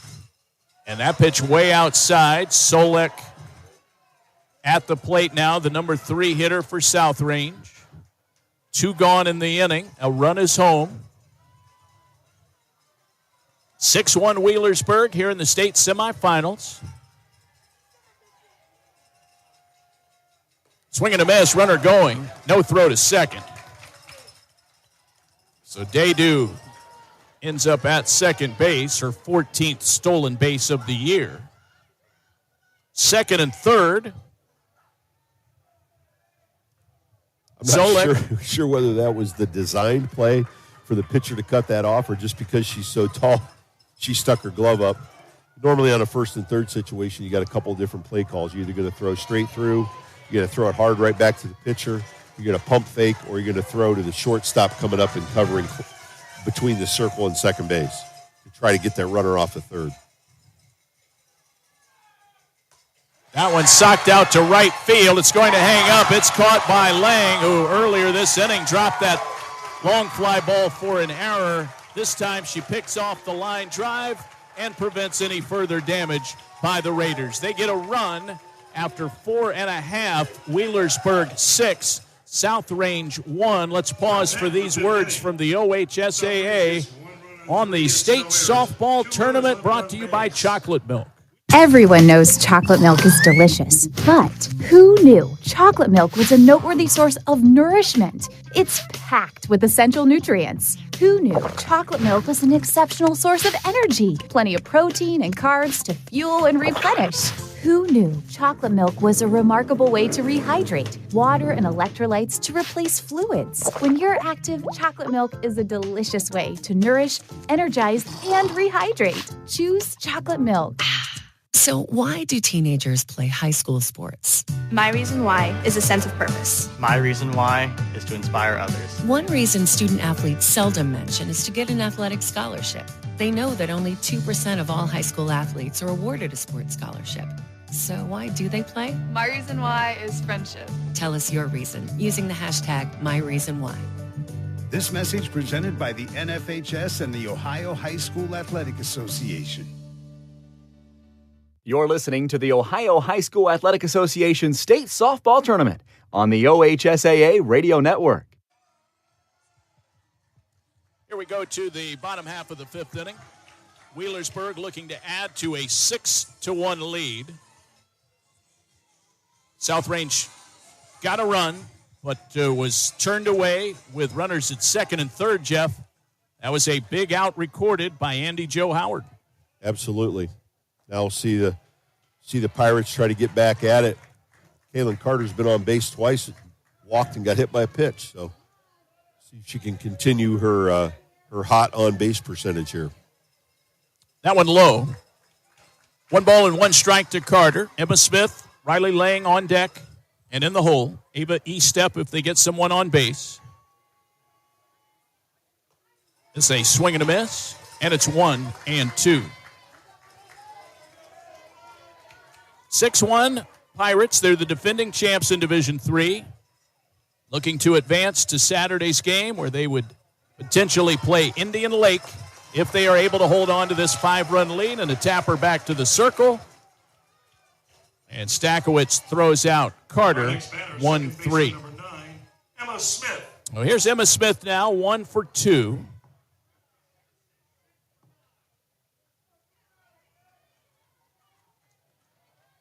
Hitting for Wheelersburg, number 6, Lakin Wright. So here is Lakin Wright. She is going to pinch hit here for Emma Smith. So Wright will bat. That one has taken a strike, and it's 0-1. Lakin Wright earlier in this game pinch ran. She was actually a courtesy runner. That's why she's allowed now to Right. come in as an actual sub. 1 ball and 1 strike. Right on the year, hitting .481. No homers and 12 runs batted in. That is low for a ball. 2 balls and 1 strike. I think I'm guilty, and many people use those terms almost like synonyms, pinch runner and courtesy runner. That's not really the case. This one low for a ball. It's 3 balls, 1 strike. Yeah, for purposes of the substitution rule, so you can courtesy run for your pitcher or your catcher anytime without penalty. And then those players again can still Ground ball to second, knocked down, then a recovery by Suzanne, and she throws out Wright. 4-3. 2 gone on grounders.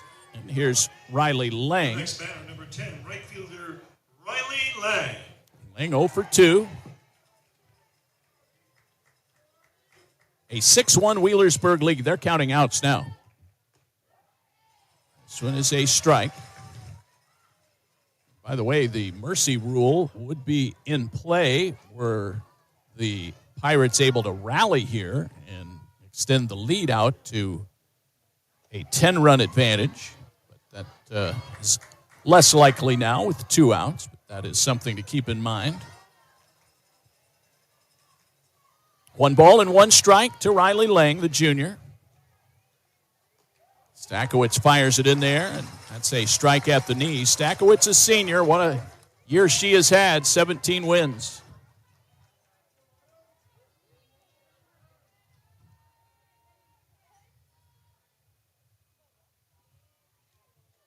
Ball, 2 strikes. Here it comes. Ground ball off the pitcher's glove. It goes to the shortstop. Brogan throws out Lang, and that retires the side. 3 up, 3 down for the first time today for Stakowitz as she retires the Pirates in order. We go to the 6th, 6-1 Wheelersburg. Let's pause for these messages from your local stations on the OHSAA Softball State Tournament, brought to you by Chocolate Milk. Hey, football fans, now's the perfect time to rush to Canton to visit the Pro Football Hall of Fame. Located only a short drive away, the hall provides experiences you can't get anywhere else. Enjoy the Super Bowl Theater, the Game for Life holographic experience, interactive displays, one-of-a-kind memorabilia, and lots more. The hall is open 7 days a week, so what are you waiting for? Get off the bench and get into the game. Tickets are available right now at profootballhof.com. There's just one place where students are students first, and athletics are played with purpose and perspective. That place is your local high school. High school sports offer more than the joy of competition. Studies show that student athletes in Ohio are also likely to enjoy greater levels of achievement in other areas of their lives, including academics. High school sports, a winning part of a complete education. This message presented by the Ohio High School Athletic Association and the Ohio Interscholastic Athletic Administrators Association.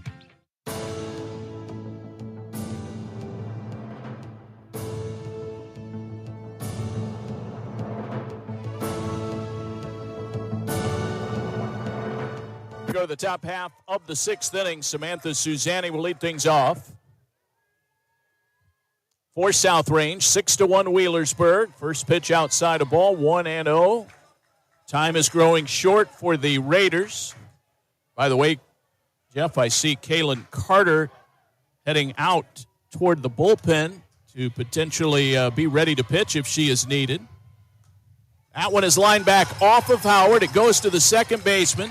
Smith fields and throws out Suzanne. That is a 1-4-3 putout. That was after a 1-6-3 putout to end the Wheelersburg 5th inning. Here's Stakowitz. Stakowitz 0 for 1 with a walk. 6-1, Wheelersburg by 5, trying to get back to the state championship game for a second consecutive year. This one smoked into right field. Throw to first will be too late. Lane came up firing, could not get her second assist of the ball game, but Stakowitz a base hit. Yeah, Stakowitz dropped the barrel on that one. She hit that one right on the nose. Gretchen Bartles to the plate before she hits. Let's pause 10 seconds for station ID. You're listening to the OHSAA Radio Network.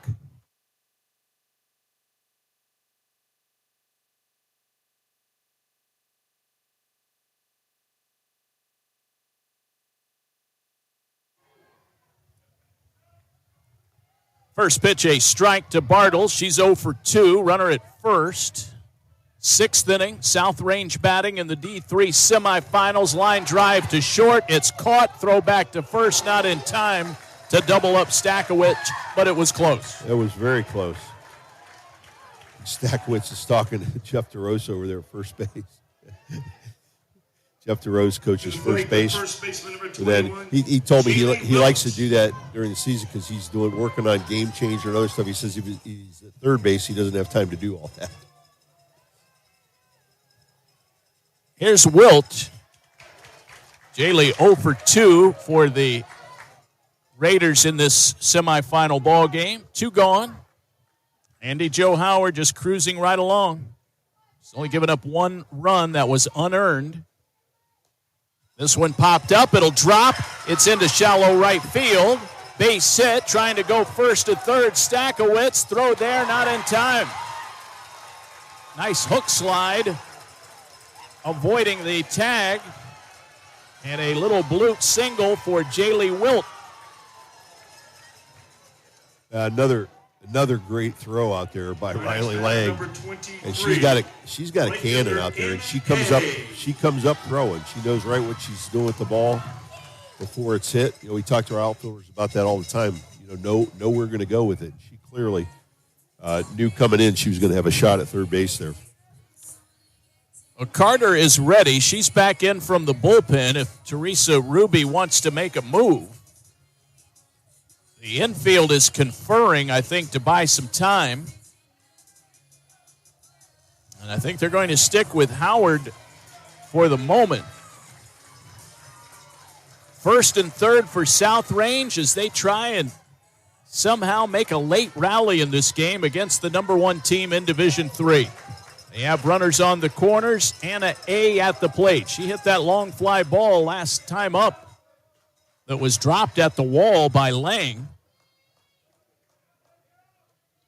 They went with the pitch out there to see if Jaylee Wilt was going at first base. A left-handed batter, a freshman. Obviously has some powers. We saw last time up. Didn't mean to hit it. Ball inside. She foul-tipped it. 1 ball, 1 strike. Yeah, Howard just ran that in on her hands a little bit, and she tried to hold up, but was right on plane with the ball and got a piece of it. 1 ball and 1 strike. The Division II state semifinals coming up later at 3 and 5:30. That one bounces to the plate. Myers makes the stop.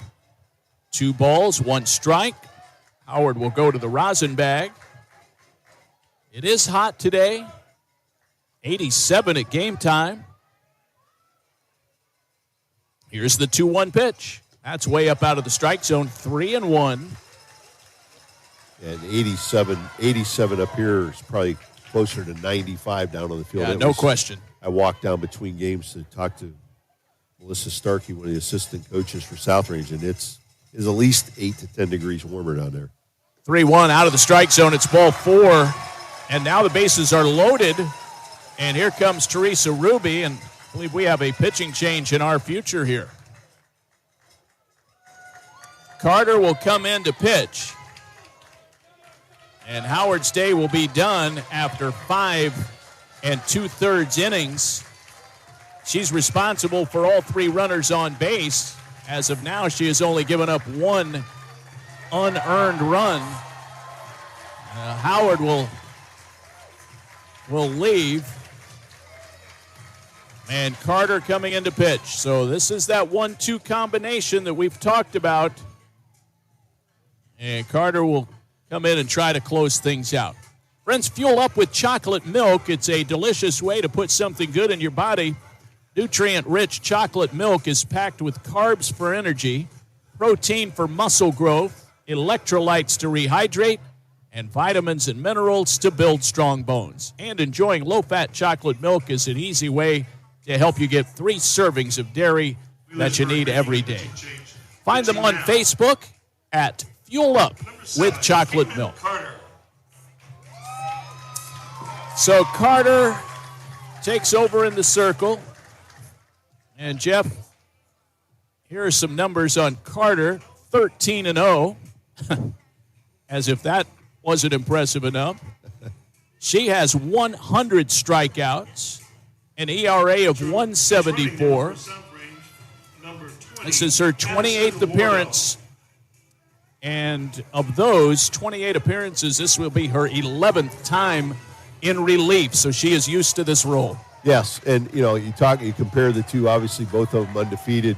Howard with 9 shutouts and Carter with 8. So you're really not losing a whole lot. You're just going from a lefty to a righty here. Rupert at the plate. The freshman fouls it back. She's batting with the bases loaded. And really, Jeff, you have to feel this is the ball game right here. You don't know if you're going to get anything even resembling this kind of an opportunity next inning. Right. And all of a sudden now you're making the adjustment as a hitter from seeing the ball from the left side, from the left hip to the right hip. So it's an adjustment, and good move here by Teresa Ruby to change pitchers when Howard got in a little bit of trouble. It's a courtesy runner in the game for South Range. Swing and a miss. 1 ball and 2 strikes.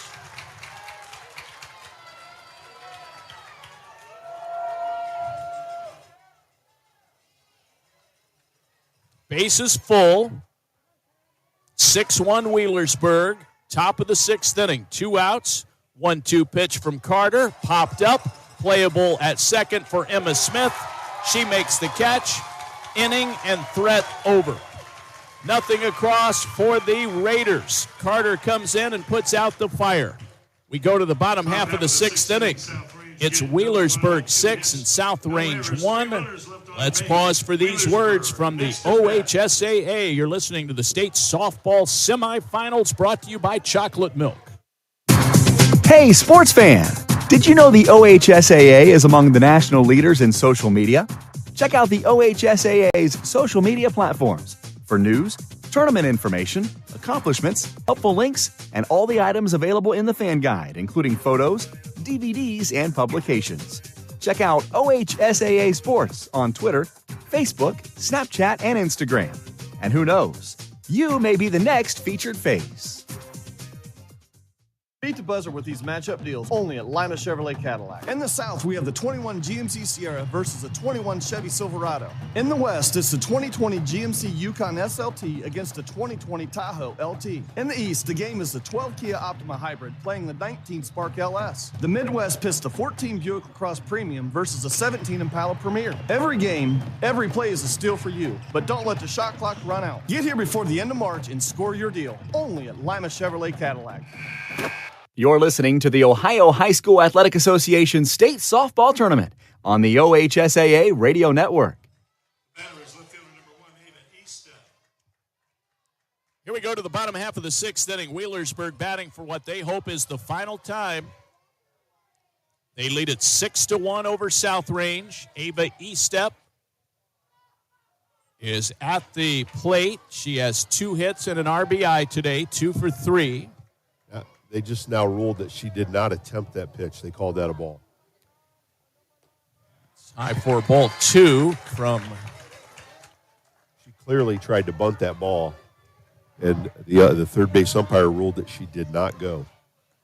That one is high as well, 3-0. So a good hitters count here. Estep trying to get on base. We're in the bottom half of the 6th inning. Stakowitz pours it over. That's 3-1. Estep was taking all the way. A 5-run lead for the defending state champs. Swing and a miss, 3-2.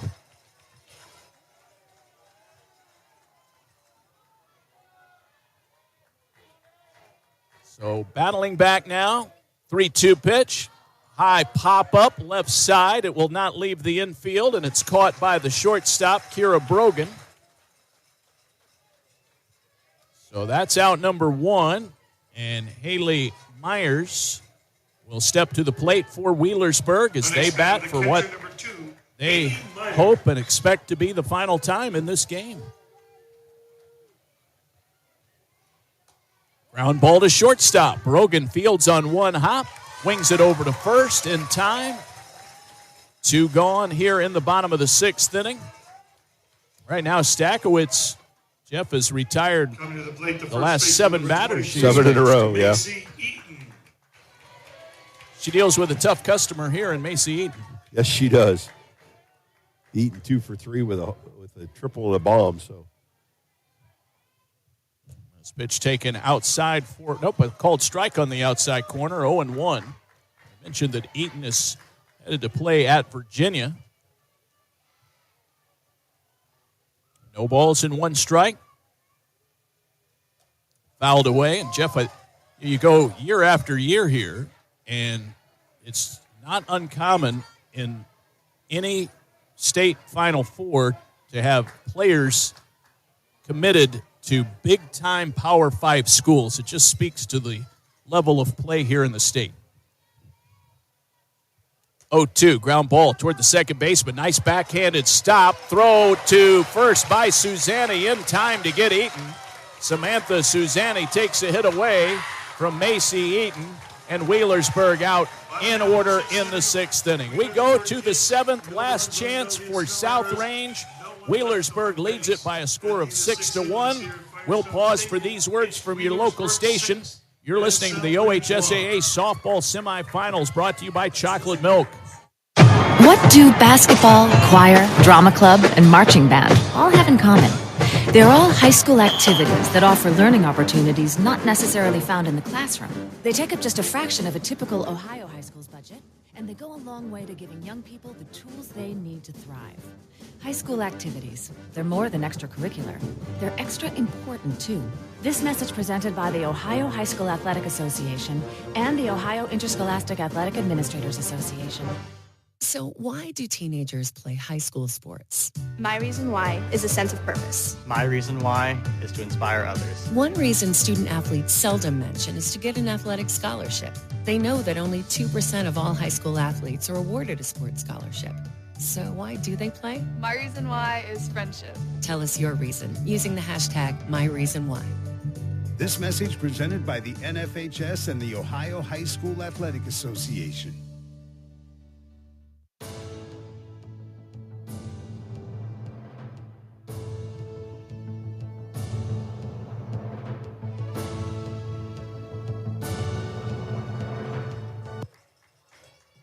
Six to 1 Wheelersburg as we move to the seventh inning. The Pirates scored early and often in this game. They have a 5-run cushion. Kaylin Carter will try and close things out.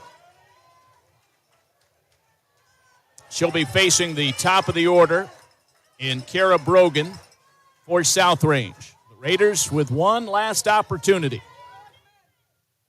And the first pitch taken inside for a ball, 1-0. She's going to finish this one just like she started it with the same 3 hitters. And if you're South Range, this is where you want to be, top of your order. Hopefully they've learned something in their previous 3 at-bats, make whatever adjustments they needed to make, and see if they can get something going here in the top of the 7th.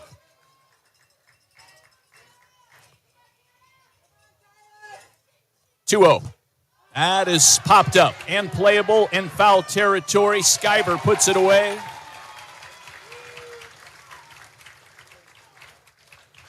Brogan out, and the batter is Madison Daydu. 2 outs away from Wheelersburg punching their ticket to the state championship game. 6 runs on the board. And the Pirates have left 6 runners on. Slap hitter, Daydu pulls it foul down the first base line. No balls and 1 strike. South Range has been limited today by the duo of Andy Joe Howard and Kaylin Carter. They have amassed 6 hits. There is a called strike. But only 1 unearned run.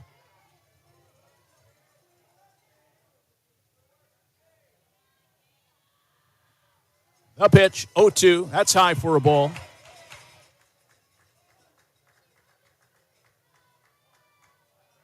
Big home run in the 3rd inning by Macy Eaton. Next pitch on the way. Swing and a miss as she was trying to run out of the box and slap it to third. It's a strikeout. Wheelersburg 1 out away. The Raiders are down to their final out. And it's Kelly Solek. Solek.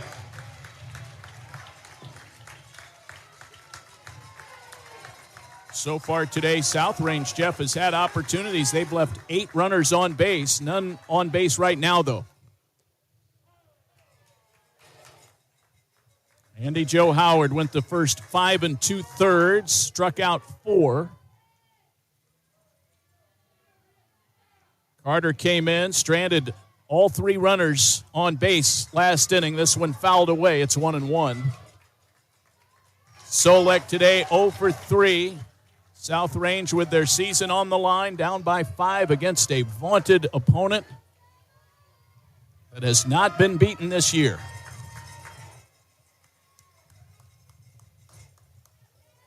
One ball, 1 strike. Ground ball to third. Diving stop. Skyber from her knees. Throws corner to corner. She gets Solek. The game is over. Tremendous defensive play to end the ball game. Top half of the 7th inning. South Range gets no South runs, Range no errors, goes no in runs order. on base. Wheelersburg wins by a final score of 6-1, and they go to 31-0. And off they go, Jeff Kurtz, to the state championship game. Yep, familiar territory.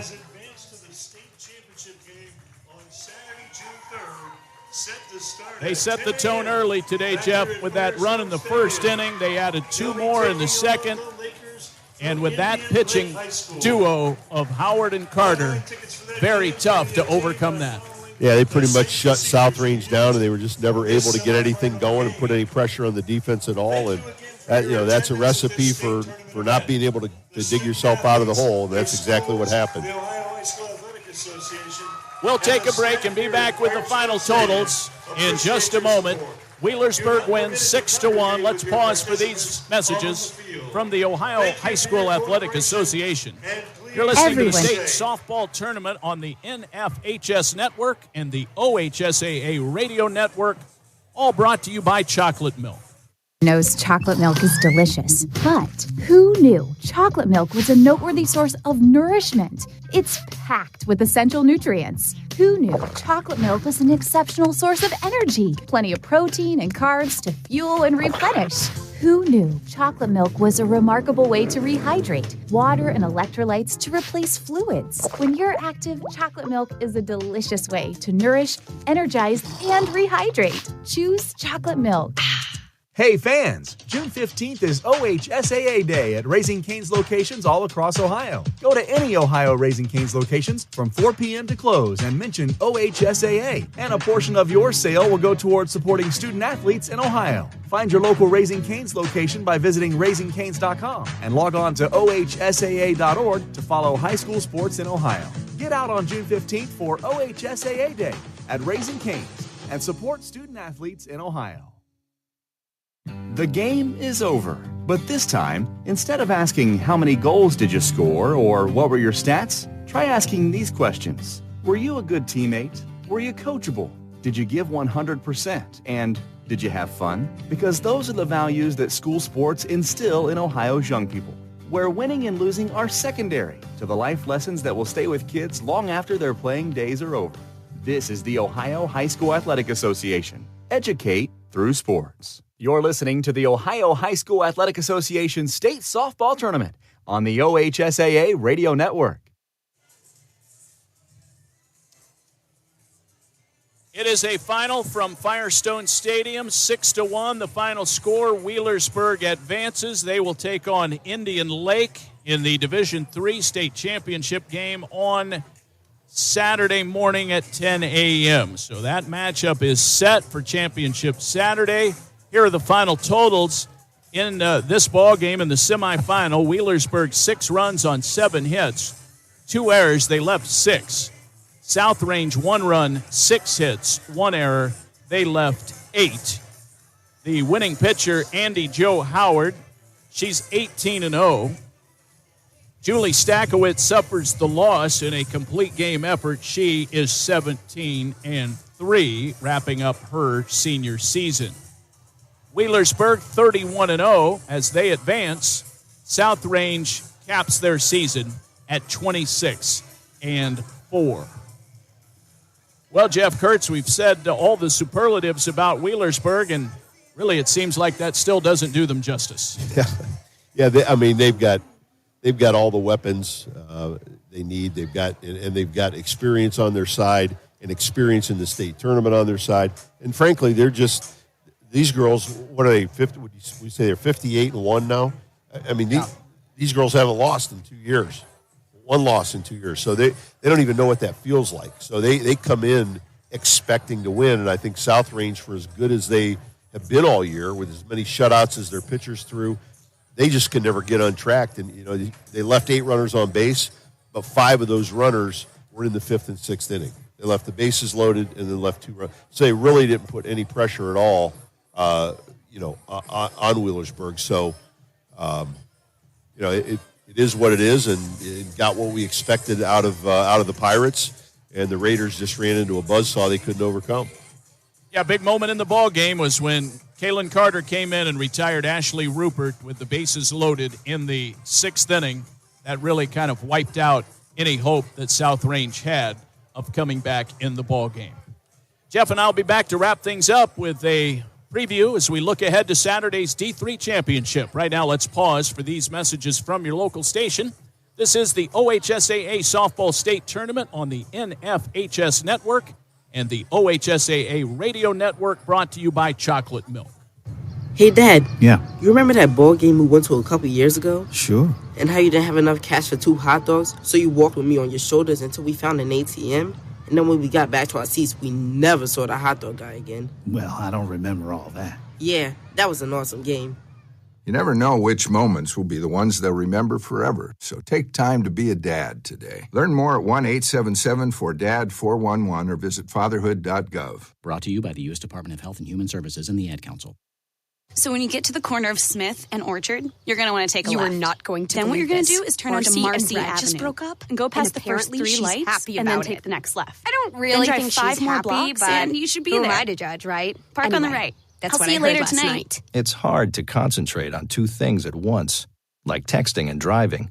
Stop the text, stop the wrecks. How will you stop texting and driving? Tell us at stoptextstopwrecks.org. Brought to you by the National Highway Traffic Safety Administration and the Ad Council.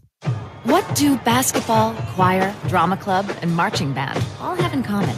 They're all high school activities that offer learning opportunities not necessarily found in the classroom. They take up just a fraction of a typical Ohio high school's budget, and they go a long way to giving young people the tools they need to thrive. High school activities, they're more than extracurricular. They're extra important, too. This message presented by the Ohio High School Athletic Association and the Ohio Interscholastic Athletic Administrators Association. Why do they officiate? For some, it's a way of staying involved in a sport they grew up with. For others, it's a way to pay it forward by helping kids who play today and tomorrow. It's also a great way to stay active, make extra money, and work with friends. And all of them will say it boils down to one thing: the love of the game. Find your reasons and log on to ohsaa.org to find out how to become an official. You'll be glad you did. This is the Ohio High School Athletic Association. Educate through sports.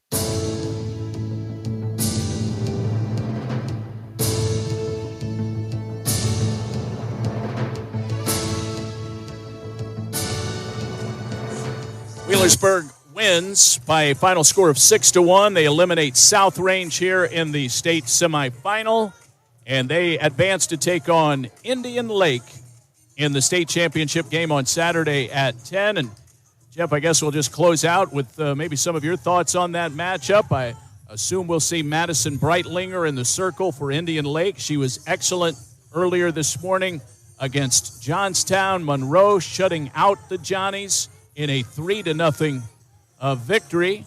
And then, of course, Wheelersburg, they will have Andy Joe Howard and Kaylin Carter at their disposal. It should be a great pitching matchup, as well as the possibility of some offensive fireworks. I got the Lakers against the Pirates, and I think you're right. I think the pitching is going to be key, obviously, in today's opener. Madison Brentlinger was in control the whole way, pitching a 3-hit shutout, and I don't expect anything less out of her on Saturday.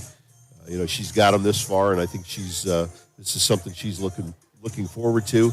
But obviously, they're facing a team that is battle-tested and has lost one game in the last 2.5 years. So, all things are pointing to a great matchup on Saturday for the Division III state championship.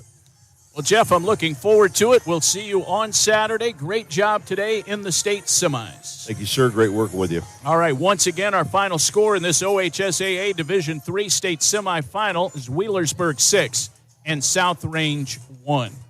Tune back into the OHSAA Radio Network coming up at approximately 2:45 for our first Division II semifinal as Canfield takes on Steubenville. First pitch is set for 3 p.m. That could change slightly depending on what they decide due to the ending of our previous Division III semifinal, but that is the approximate time for our coverage here on the network. On behalf of OHSAA Executive Director Doug Ute, Radio Network Executive Producer Tim Streed, Engineer Kevin Fowler, our on-site producer Jackson Lightcamp, as well as Ryan Baker, Tim Capel, and Ethan Kokentite. This is David Wilson speaking for Jeff Kurtz. Congratulations again to the Pirates of Wheelersburg. They will face Indian Lake in the Division III state title on Saturday at 10 by virtue of their 6-1 victory over South Range this afternoon. The preceding broadcast has been a presentation of the OHSAA Radio Network, fueled by chocolate milk.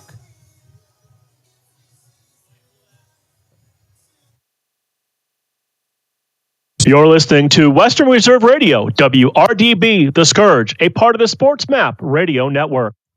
Progressive presents the Sports Flash on Western Reserve Radio. The Pirates beat the Giants 9-4. Brian Reynolds drove in 3 runs. Mitch Keller's 4-0 in his last 5 starts, 7-1 overall. He allowed 4 runs and 10 hits with 8 strikeouts. 1 run is in. That's Gallagher. Right behind him is Quan. Right behind him is Rosario. All 3 score on the double off the bat of Josh Naylor. The call on Guardians Radio, 12-8, the win over the Orioles on Wednesday. Josh Naylor homered, had a career-high 4 hits and drove in 6 runs. Josh Bell and Gabe Arias also went deep for the Guardians as Cleveland notched season highs in runs and hits with 17. The Reds beat the Red Sox 5-4 in Boston. Spencer Steer hit a 2-run homer to break a 7th-inning tie. The Tigers beat the Rangers 3-2. Jake Marisnick's RBI single in the 6th was the difference maker. For lightning fast updates, download the Score app. It's free and one of North America's most popular sports apps. That's the Sports Flash. Chuck Sanders, Western Reserve Radio. Ask Sherwin-Williams during the Memorial Day sale, May 26th through June 5th, and get 30% off paints and stains with prices starting at $31.14. That means 30% off our most popular color family, blue. Psychologists have found it to be soothing and relaxing, which makes it especially great for bedrooms and bathrooms. And of course, get 30% off all of our other colors. Shop the sale online or visit your neighborhood Sherwin-Williams store. Retail sales only. Some exclusions apply. See store for details. Your invitation to summer has arrived with 50% off everything for a limited time through Memorial Day weekend at Banana Republic Factory. Think breezy dresses, linen suiting, and more polished sun-ready styles only at your nearest Banana Republic Factory store. A driver who isn't wearing their seatbelt may get a ticket. A driver who isn't wearing their seatbelt during a crash may not make it home. Don't risk it. Click it or ticket. Paid for by NHTSA. In the small town of Elmira, New York, a boy was born into an all-American family. The odds of him achieving his dream in the fashion industry? 1 in 23 million. The odds of having a child diagnosed with autism? 1 in 68. I am Tommy Hilfiger, and my family is affected by autism. Learn more at autismspeaks.org/signs. Brought to you by Autism Speaks and the Ad Council.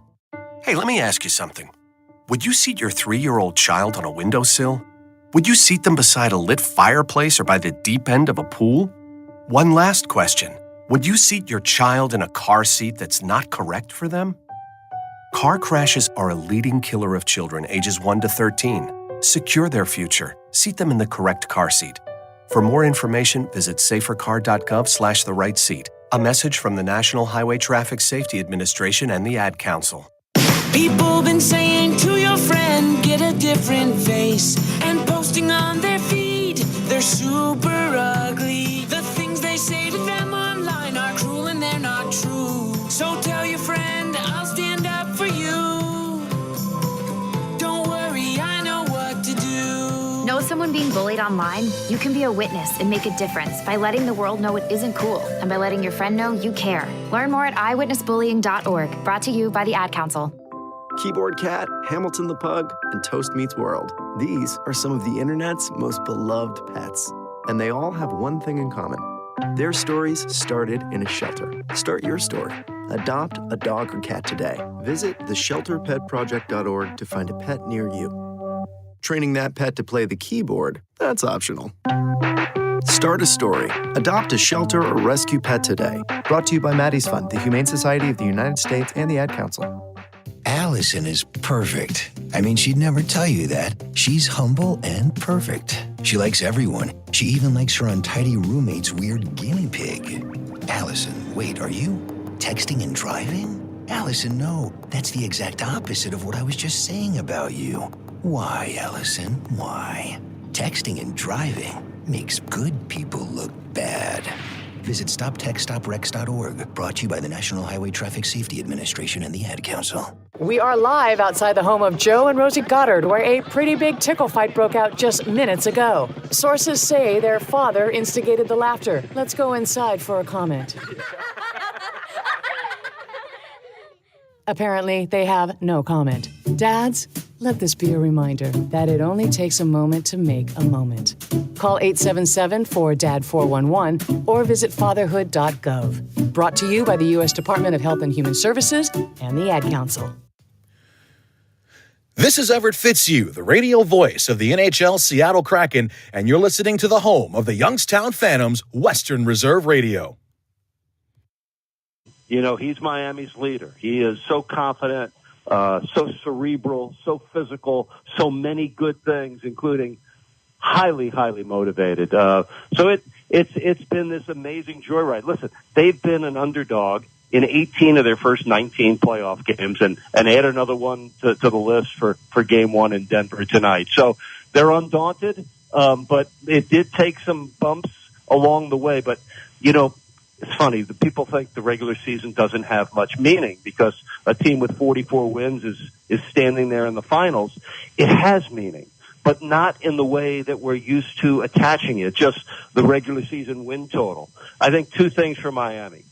Being in as many close games as they were during the regular season helped ready them for this, and just the winning habits and the team habits that Eric Spoelstra and the Heat build through the course of every season is certainly helping them right now. Well, you mentioned Spoelstra, and that's where I want to go next. Obviously, when you talk about some of those injuries that contributed to a smaller number of regular season wins, and we look at this path that they've been on this underdog trail the last 6-7 weeks, I feel like you'd be a good guy to ask this question. Is this the best coaching job that Eric Spoelstra has done in South Beach? You know, it might very well be. It probably is. I think of all the times that our culture, that cringeworthy term, Heat culture, cringeworthy around the league, pride-worthy here in Miami, it's been illuminated in a way that is undeniable right now. The Heat get, you know, more out of their players than most teams. Notice I didn't say more out of less. More than their players from both teams. And it's not just a one-part thing. It's uncovering talent and character that will fit the organizational habits, and then developing those talents. And you see everybody that's with the Heat organization, especially young guys, but even veterans, they get better when they're with the Heat. Just look at Gabe Vincent and Strus and Robinson, and now Caleb Martin is the latest example. The skills become habits, and Caleb getting an opportunity now, and he's looking like one of the most athletic and exciting two-way players in the game right now, and he's doing it with everybody watching on the biggest stage. What he did in the conference finals was, incredible. It really was, to shoot 60% and almost 50% from three. And that's another crazy thing. The Heat were the lowest scoring team in the NBA this year. I think they were 27th in three-point percentage. They lead all playoff teams in three-point percentage right now. Yeah, and I think that, segues me perfectly into my next question. I just talked about how three-point shooting is going to be key for Miami, and they're going to need that strong outside shooting to continue from the guys that they've gotten it from. And again, perhaps Tyler Hero comes back and contributes admirably to their outside shooting abilities as well. But I always feel like in basketball, when you're an underdog, if you can make outside shots that can neutralize some of the mismatches that people might see on paper. Do you agree with the fact that, hey, if Miami makes shots, they could do this again? Why not? Why not? And guess what? Even if they struggle to make shots, they figure out ways to stay in games and win them. In the Milwaukee and Boston series, the Heat offense was terrific. In the Knicks series, it looked like we were back in the late 90s in those 4 straight Heat-Knicks series where nobody would reach 100 points. That's how that series played. Sure. But they figured out a way to win it. But listen, one of the things that Miami and Denver, they have a couple things in common. One, excellent coaching. Number two, superstars that lead each team are pass-happy guys that look to set up their teammates, and we'll all be watching, Jimmy Butler and Nikola Jovic. There's concern on both sides. There always is.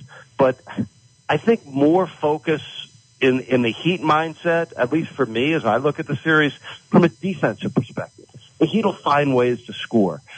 It's defensively that Denver throws fear at you because they got the best player in the world right now in Jokic.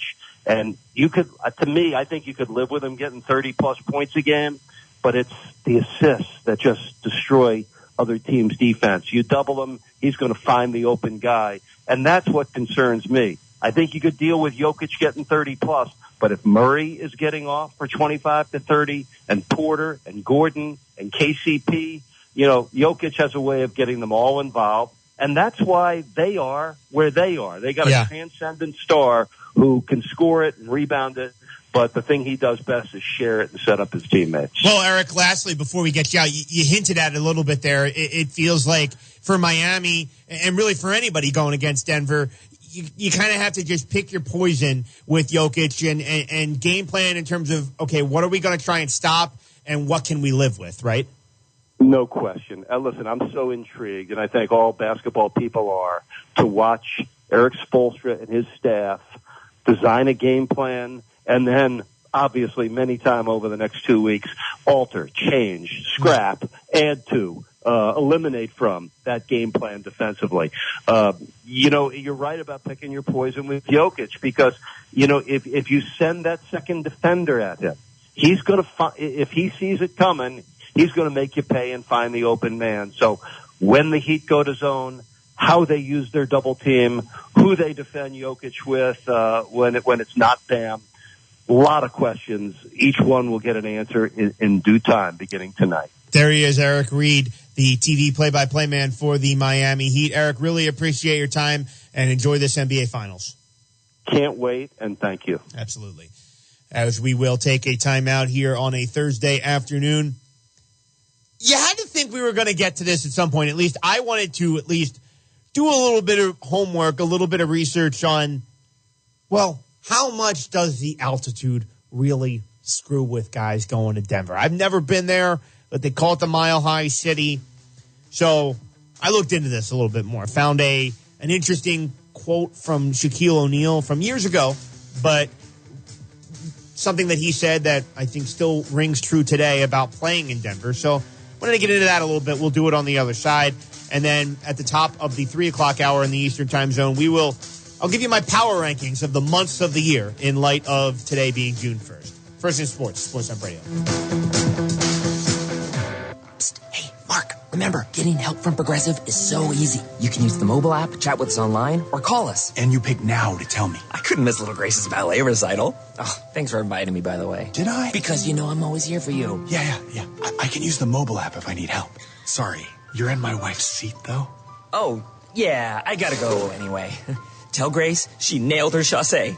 Get the help you need from Progressive with our mobile app, online chat, or over the phone. Progressive Casualty Insurance Company, affiliates, and other insurers. Whether you own a local business or a global one, you're always looking for ways to position your operation to create opportunities and move on them faster. With Bank of America, you get access to experts, award-winning insights, and business solutions so powerful, you'll make every move matter, locally and globally. Visit bankofamerica.com/banking for business to learn more. What would you like the power to do? Copyright 2023 Bank of America, N.A. Wake up call! If you are on your way to college, I don't know if this is relevant anymore, but I remember when I was going through my college orientation, the guy that was sort of leading the freshmen gave us 3 things of advice. He said, 1, get your backpack, buy it new if you want, who cares, but give it to the dog for like a week because nobody goes to school into college with a new backpack. 2, before day 1, walk around this school and know exactly where all your classes are, know exactly where you're headed. And then the 3rd thing he said, take your Letterman jacket and give it to your girlfriend or your parents, stuff it in the... Nobody gives a crap that you kicked the game-winning field goal or hit the home run that won the championship or you scored 28 points in the title game. So leave all that stuff at home and don't ever bring it up again. And by the way, Make sure you put pasta water in your sauce. It makes it taste good. And don't forget the sunscreen. The advice of the class of 2022. Wake Up Call with Tony B and Ron Culver. Weekday mornings from 9 to noon Eastern. The diehards. What's the deal with the beware of moose signs every 5 miles? I didn't see a moose. The moose moved out long ago. They're like, this place is freezing cold. I don't like it. There's no moose in Maine. It's a hyperbole. It's an exaggeration. There's no moose. When I saw those bumper stickers, I thought it was a joke. Like, beware of moose. Like, imagine that. Imagine if you saw an animal living outside in this Arctic tundra. I thought it should be like, beware of penguins. The Diehards, weeknights from 8 to 10 Eastern on the Sports Map Radio Network. If you're missing the Cash In with Jason Page, then you're missing this. Not to get all geeky, but his get geeky, please. A lot of his underlying stats, like barrel rate and just average exit velocity, they all looked great last year. It was kind of there we go. All right. You were setting me up the entire time. I'm done. They're all right. Can I do a little ASMR? I mean, if you are going to start that OnlyFans, I think that could go well. Balls in play. Expected ERA. Expected wins above replacement. Oh, that's great. Nothing turns me on more than added balls in play. Expected WOBA. The Cash In, weeknights at 10 Eastern, 7 Pacific on Sports Map Radio. Wake up call. So we talked about how Andy Reid didn't like the kickoff rule, but it didn't hit me like when I saw that Dan Campbell didn't like the kickoff rule either. Wait, okay, now I can't like it. I might give reverence to Andy Reid, but I absolutely am listening to Dan Campbell. Might say Andy Reid's old man. That's right. Andy Reid's get off my lawn. If Dan Campbell doesn't like it, now I'm thinking, maybe this thing does stink. Wake Up Call with Tony B and Ron Culver. Weekday mornings from 9 to noon Eastern.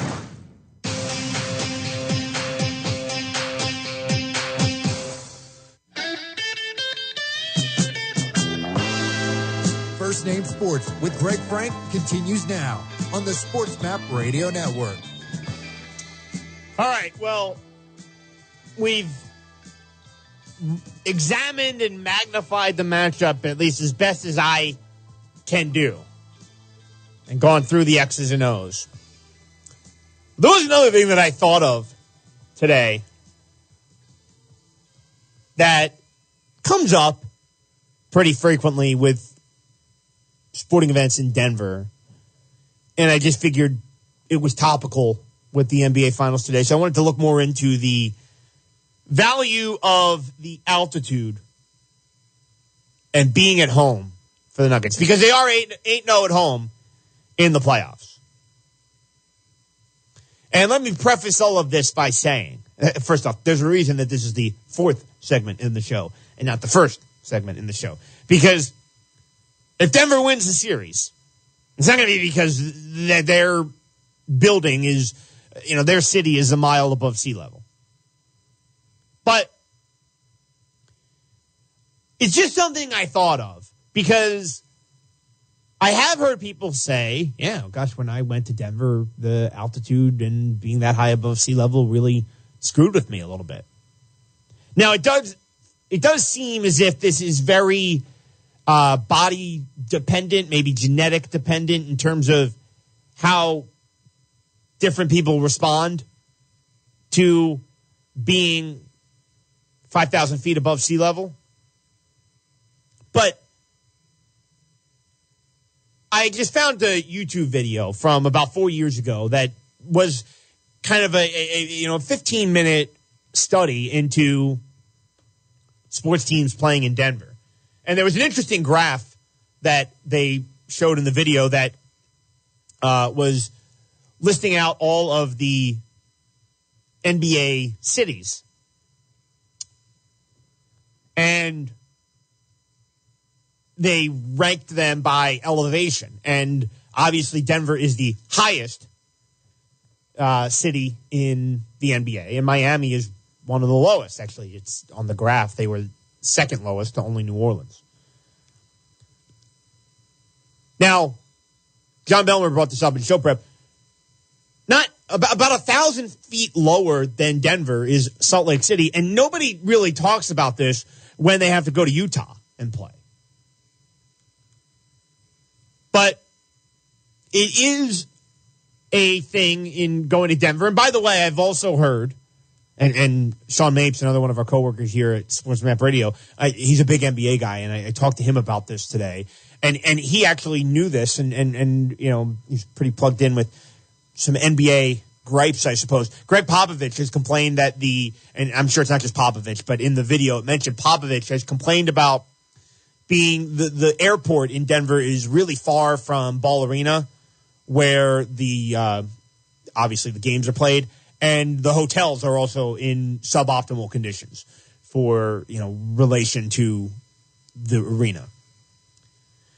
So, you know, I don't know if that's a coincidence or if it factors in at all, but it does seem as if, whether it's the logistics of, you know, getting, you know, the travel logistics or body acclimating for visiting teams, that this is a, can we say minor advantage, perhaps, for the Nuggets? Belmer, you were kind of more on the opposition here of, who cares? Yeah. But, so do you even believe that this is a minor advantage? I mean, maybe it's a slight advantage, right? Because you're there all year. You play half your games there. And you live there. Like, yeah. It is a slight advantage. But the fact that you never hear about it with Utah just 100% makes me feel like it's not a thing. I mean, I know it exists, but you wouldn't have teams in Denver if it would affect the game as much as people think it does. So I just don't see it as a huge advantage. Yeah, and to your point, like, they have 4 teams, and we hear about this in baseball with the Rockies and how easy it is to hit home runs at Coors Field because the air is thin, and, you know, there's less that the ball, you know, fewer obstacles, you know, the ball can just travel further in that air in Denver. And also it's a football thing when you're kicking long field goals. Teams can feel more comfortable about kicking longer field goals in Denver. So there are different elements to it. And I think that the big thing that maybe the Denver teams, as we've alluded to, have over the visiting teams is just that body acclimation element of it, and how much does that really impact the visiting team. And so I found in the video I was watching Shaquille O'Neal talking about how he would intentionally commit fouls just to hit the sideline. Now, obviously, we all know Shaq is a big guy, perhaps maybe wasn't the most conditioned guy, and I think that's the biggest thing, that maybe if we're looking for an advantage here, if some of your better players for the visiting team are not in the greatest physical condition, you can get tired faster. And that's what Shaq was alluding to. Here was his cut on what he called foul shaming. Speaking of Denver, I used to foul shave in Denver. Well, explain that. In the first quarter only? Or the whole game, Shaq? The whole game. Because I used to be so tired I couldn't breathe. I just took 3 quick fouls. Feels like, I know what you're doing. I was like, yeah, I'm foul shaving. I ain't running up in all this. Because of the altitude? Oh, man, boys. I used to be struggling. Actually, you know what? When help me out here, Belmer. When I first heard that, it sounded like foul shaming, but then when I listened to it again, it maybe sounds like foul shaving, like point shaving. Is he saying shaming? I still think he's saying shaming. Yeah. It sounds like an M. Okay. Anyway, I guess what I'm saying is I don't find that from a guy who was one of the best players in the NBA to be irrelevant. I think there's something to this. And as I said, maybe relative to other superstars, Shaq wasn't in the best physical condition, so it impacted him more than other guys. And Eric Spoelstra commented on the fact that, hey, listen, like, they don't really care. And we talked about this in show prep. They won the game in Boston on Monday night, and they flew straight to Denver. So they've been there now for 2 days acclimating. And Spoelstra seems to think that this won't be a big deal. We're not even getting into any of that stuff. Our guys are in great shape. They're ready to compete. If Denver wants to tip this thing off at the top of Everest, we'll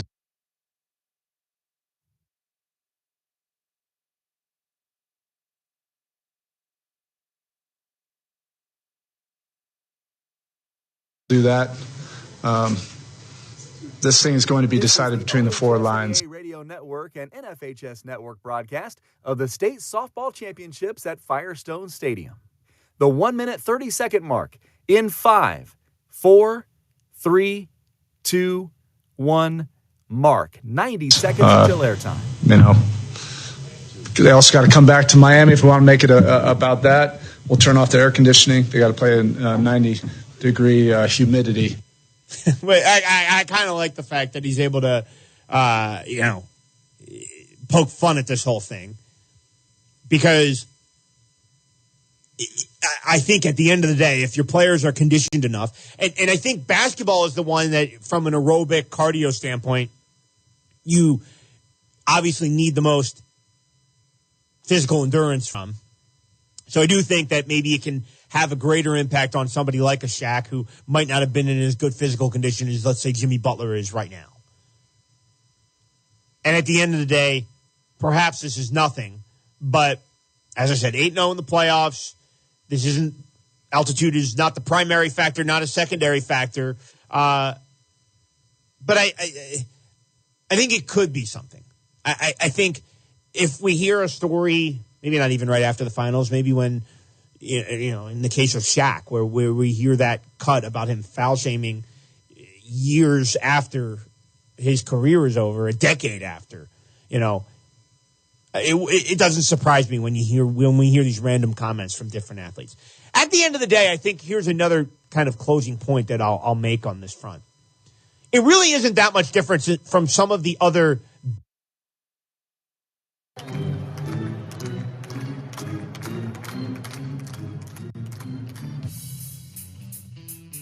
It's time for the Ohio High School Athletic Association State Softball Tournament.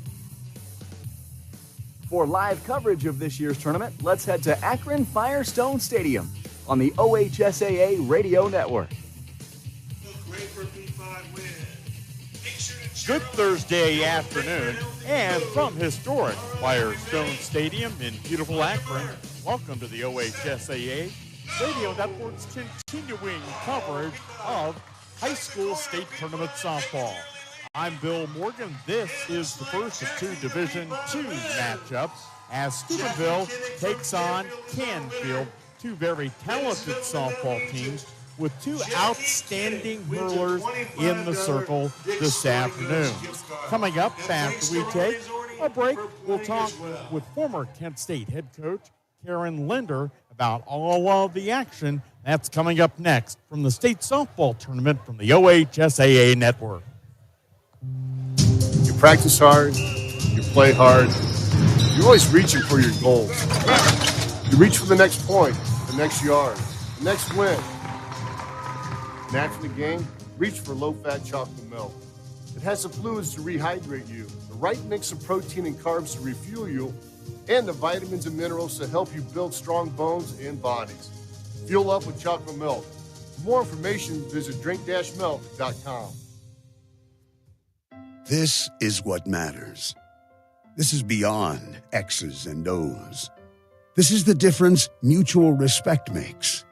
This is what character looks like. This is what defines us in Ohio. This is sportsmanship. School sports. It's not the outcome that matters most, but the way the games are played. This message presented by the Ohio High School Athletic Association and the Ohio Interscholastic Athletic Administrators Association. Beat the buzzer with these matchup deals only at Lima Chevrolet Cadillac. In the South, we have the 21 GMC Sierra versus the 21 Chevy Silverado. In the West, it's the 2020 GMC Yukon SLT against the 2020 Tahoe LT. In the East, the game is the 12 Kia Optima Hybrid playing the 19 Spark LS. The Midwest pits the 14 Buick LaCrosse Premium versus the 17 Impala Premier. Every game, every play is a steal for you, but don't let the shot clock run out. Get here before the end of March and score your deal only at Lima Chevrolet Cadillac. You're listening to the Ohio High School Athletic Association State Softball Tournament on the OHSAA Radio Network.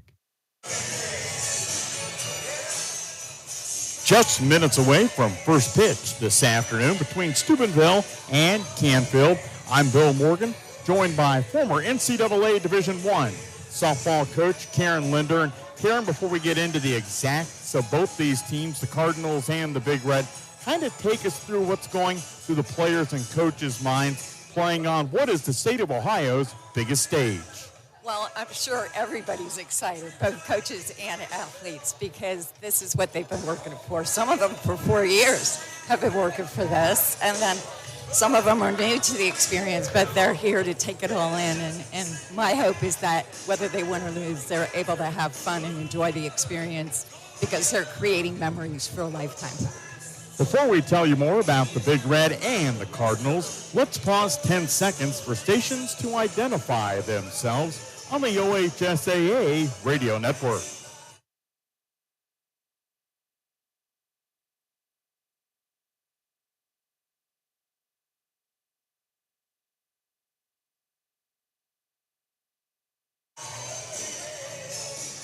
As you would probably expect if you're a big softball fan, one of the reasons both these teams get here, Karen, they've got outstanding talent in the circle. Steubenville with Juliana King, who I got a chance to see pitch in the district tournament. Very, very talented ladies in both dugouts. Absolutely. I've heard good things about both pitchers. I haven't seen either one of them as from a pitching standpoint, but I also know not only are they great pitchers, but they help lead their team offensively too. They hit and they show leadership on the field. So they're very well-rounded on a big impact, but you are correct. The teams aren't getting this far in the tournament without very strong, confident pitchers. Probably shouldn't say this because the opposite will end up being true, but the chance of this being a 10-9 game or an 11-8 game, probably not going to happen. Coming up, we'll tell you more about these talented teams in both the first base and third base dugouts, Steubenville and Canfield, after we take a timeout on the OHSAA radio network for this local station break brought to you by Chocolate Milk. What do basketball, choir, drama club, and marching band all have in common? They're all high school activities that offer learning opportunities not necessarily found in the classroom. They take up just a fraction of a typical Ohio high school's budget, and they go a long way to giving young people the tools they need to thrive. High school activities, they're more than extracurricular. They're extra important, too. This message presented by the Ohio High School Athletic Association and the Ohio Interscholastic Athletic Administrators Association. So when you get to the corner of Smith and Orchard, you're going to want to take a left. left. You are not going to. Then what you're going to do is turn onto Marcy Avenue. Just broke up and go past the first apparently 3 she's lights happy and then about take it. the next left. I don't really then drive think 5 she's more happy, blocks but and you should be who there. am I to judge, right? Park on the Anyway, right. That's I'll what see I you heard later last tonight. night. It's hard to concentrate on two things at once, like texting and driving. Stop the text, stop the wrecks. How will you stop texting and driving? Tell us at stoptextstopwrecks.org. Brought to you by the National Highway Traffic Safety Administration and the Ad Council. Why do they officiate? For some, it's a way of staying involved in a sport they grew up with. For others, it's a way to pay it forward by helping kids who play today and tomorrow. It's also a great way to stay active, make extra money, and work with friends. And all of them will say it boils down to one thing: the love of the game. Find your reasons and log on to ohsaa.org to find out how to become an official. You'll be glad you did. This is the Ohio High School Athletic Association. Educate through sports. These deals are crazy during our March Mania sale at Lima Chevrolet Cadillac. 19 Infiniti QX80 all-wheel drive leather moonroof, now only $45,974. 21 Honda Ridgeline Sport all-wheel drive with only 9,000 miles, now only $49,999. 16 Escalade local trade, now only $51,500. 21 Chevy Silverado 2500 4x4, now only $49,776. Get here before the time runs out.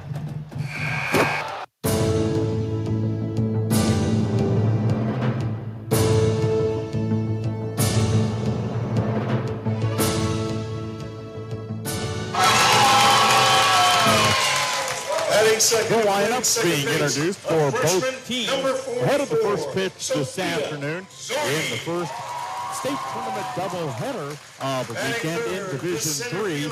Indian Lake and Wheelersburg winners earlier today. They will face off coming up on Saturday for the D3 state championship. I'm Bill Morgan with Karen Linder. Karen, talk to us about the mental part of the game, how important that is, whether we're talking about batting, pitching, or fielding today for both these teams. That mental side is everything. I talked to several coaches that are here this weekend, and one of the things that they are stressing is that mental side of maintaining your composure, maintaining your focus, and be able to make adjustments as the game is going on.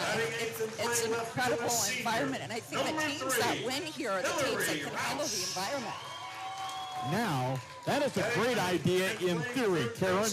How do you help your teams do that when crunch time is on the line for both these teams? Just preparation that you've had all season, and one of the other things these coaches are stressing is, like, do what we've done to get here. You know, be ourselves and just trust yourself, trust your teammates, trust just your whole team and the preparation that you've had all season. And all these teams that are playing here have played tough schedules to get here. So they've experienced some adversity along the way. So they've handled it before. They just need to handle it again. Firestone Stadium has been the longtime home now to the state softball tournament. And boy, some beautiful changes here for the 2023 state tournament. It is an all-turf field. They've replaced the outfield fence. They've replaced the media table that we broadcast from. Very, very exciting. 225 feet to dead center field and 200 feet down the left field and right field lines. Karen, in terms of fielding the softball, how much difference does that make specifically in the infield with the all-turf infield? Actually, the outfield is turfed as well. And if we saw the last game, that was the Wheelersburg game that was played, it can impact not only the infield, but it has an impact on the outfielders too. We saw balls take big bounces. That one bounced over one of the outfielders' head, the ball went to the fence, so it's something that she probably could have fielded very easily. So it is a little bit different. I do know a lot of teams try to find locations with turf fields so that they can practice during the week or play games. You know, they had a couple of the teams I know had games this week and went specifically to play on turf fields, so they would be prepared. The OHSAA partnering with great sponsors to make these broadcasts possible, including the American Dairy Association. Ohio dairy farmers would like to wish all participants good luck in these two D2 state tournament games and remind you that chocolate milk is the official beverage of the OHSAA.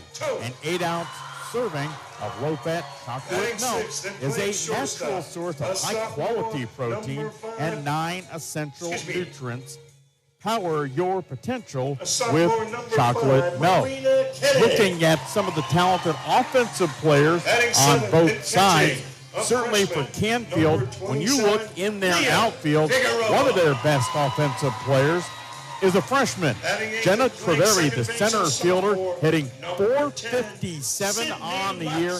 And there's a lot of her numbers, Karen, that jump out at me, but she leads the team with 6 triples, and a triple in softball is probably much rarer than a home run. Absolutely, and what that tells me about her is that she's got great speed. She's hitting gaps, maybe not hitting the ball over the fence, but hitting that gap and letting her wheels get her to third base. On the opposite side of the field, a number of talented players as well for the Big Red, including their center fielder, only a sophomore, Cena Smith. Smith hitting .430 on the campaign, 2 bombs, 27 RBIs, and she has stolen 34 bases. Boy, it is idyllic weather for Game 3 of 4 games today in the semifinals. Sunshine, nary a cloud in the blue skies here in Summit County, and our game time temperatures in the 80-degree range. Right now, we'll take you down to the new turf at Firestone Stadium for our national anthem.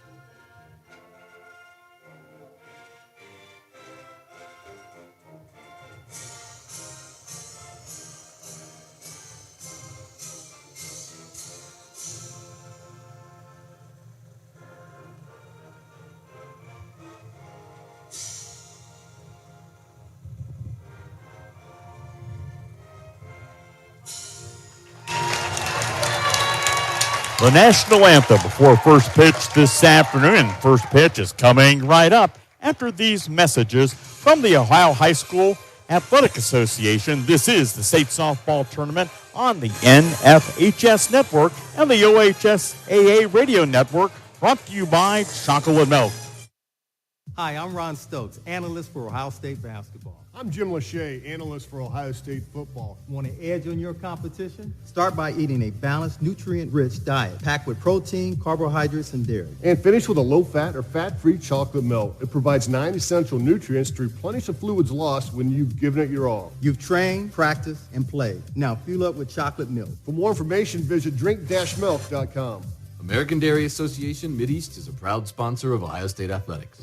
Hey fans, June 15th is OHSAA Day at Raising Cane's locations all across Ohio. Go to any Ohio Raising Cane's locations from 4 p.m. to close and mention OHSAA, and a portion of your sale will go towards supporting student athletes in Ohio. Find your local Raising Cane's location by visiting raisingcanes.com and log on to ohsaa.org to follow high school sports in Ohio.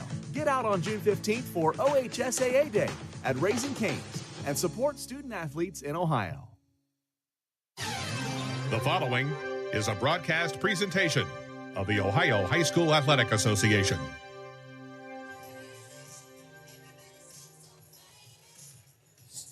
Steubenville, the visiting team in Game 1 of a D2 doubleheader. Tomorrow it's Division I and Division IV for more state semifinals from Firestone Stadium in Akron. Defensively, for Canfield around the infield, their third baseman, Gianna Panunzo. At shortstop, Arena Painting. Sydney Lutz, the second baseman. Macy Carolina at first base. Behind the plate, Leah Figueroa. The outfield from left to right, Haley Frady, Jenna Treveri in center field, and Faith Morrell in right. And starting in the circle, Melina Toth, the 5'11 junior. And boy, anytime you can put this type of a number on the board, a 10-1 strikeout to walk ratio, the coach, and he is Michael Kernan, will take that every single time. I spoke with Michael Kernan about Melina Toth, and one of the things he said is that she is so composed all season long, especially when they were playing against really good competition in a tough situation. Kept her composure, and that was a key for their team this weekend. Toth's first pitch of this game, missing outside for ball one to leadoff hitter, Stina Smith. Smith, only a sophomore, hitting .430 on the year. 33 runs scored for the Big Red from Jefferson County. The next pitch, that misses just inside, 2-0. Smith hits it from the left side.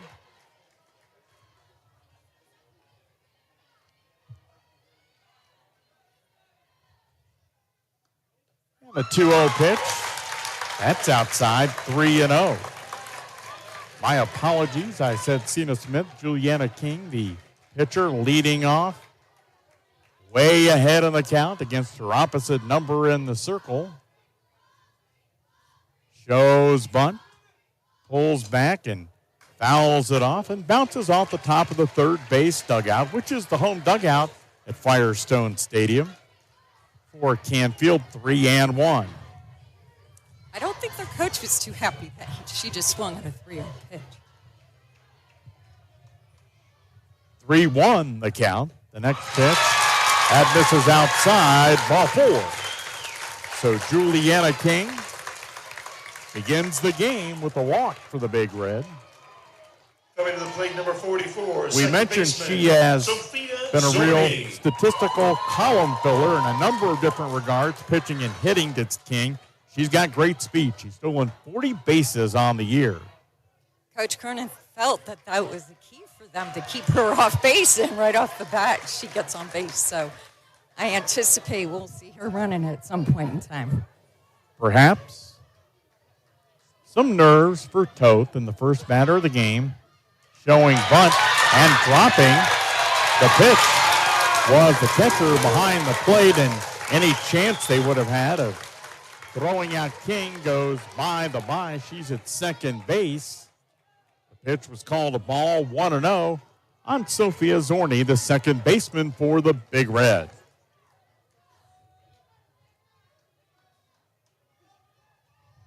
The 1-0 from Toth shows bunt again and pulls the bat back. 2-0, so she has thrown 7 pitches so far, and 6 of them have been out of the strike zone.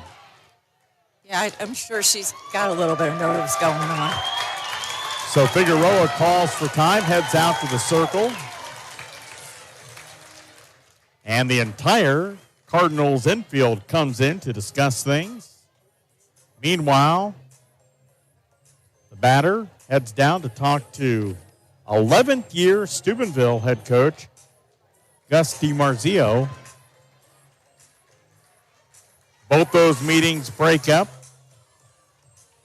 Zorni, who like King before her, hits it from the left side. She's ahead of the count, 2-0. King out at second base.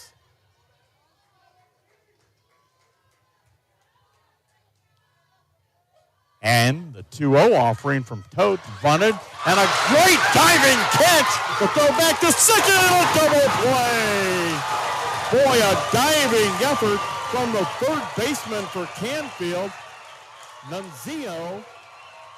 And that turns a double play, and sometimes, although everybody likes offense, great defensive plays make a big difference too, and Gianna Nunzio certainly made a great play there. That was awesome. She dove for that ball, but they were anticipating the bunt, and she did a great job of, diving and getting it in her glove, and then to get up off the ground and make a on-the-money throw to second base. Awesome. Now to bring Cena Smith to the plate. 2 outs and now nobody on. The first pitch to her bouncing away for a ball. And I'm not so sure that didn't hit the home plate umpires. He takes his mask off and takes a stroll back. Barry Tolchin. With this being a family broadcast, I don't think we're going to speculate about where that may have hit him. The next pitch from Toth, a called strike in the upper part of the zone, 1-1. Toth standing right side of the rubber. The 1-1 pitch. Yeah, she just hasn't gotten into a good rhythm yet. It's going to take her a little bit. And that's key, too. These pitchers got to get in a rhythm as soon as they possibly can. 2-1 as the next pitch missed outside. Quickly, the 2-1 offering a swing and a miss. Smith looked to be gunning for that outfield fence, but couldn't quite catch up to it that time as the count evens up at 2-2. Toth 244 strikeouts on the year, and that pitch just misses.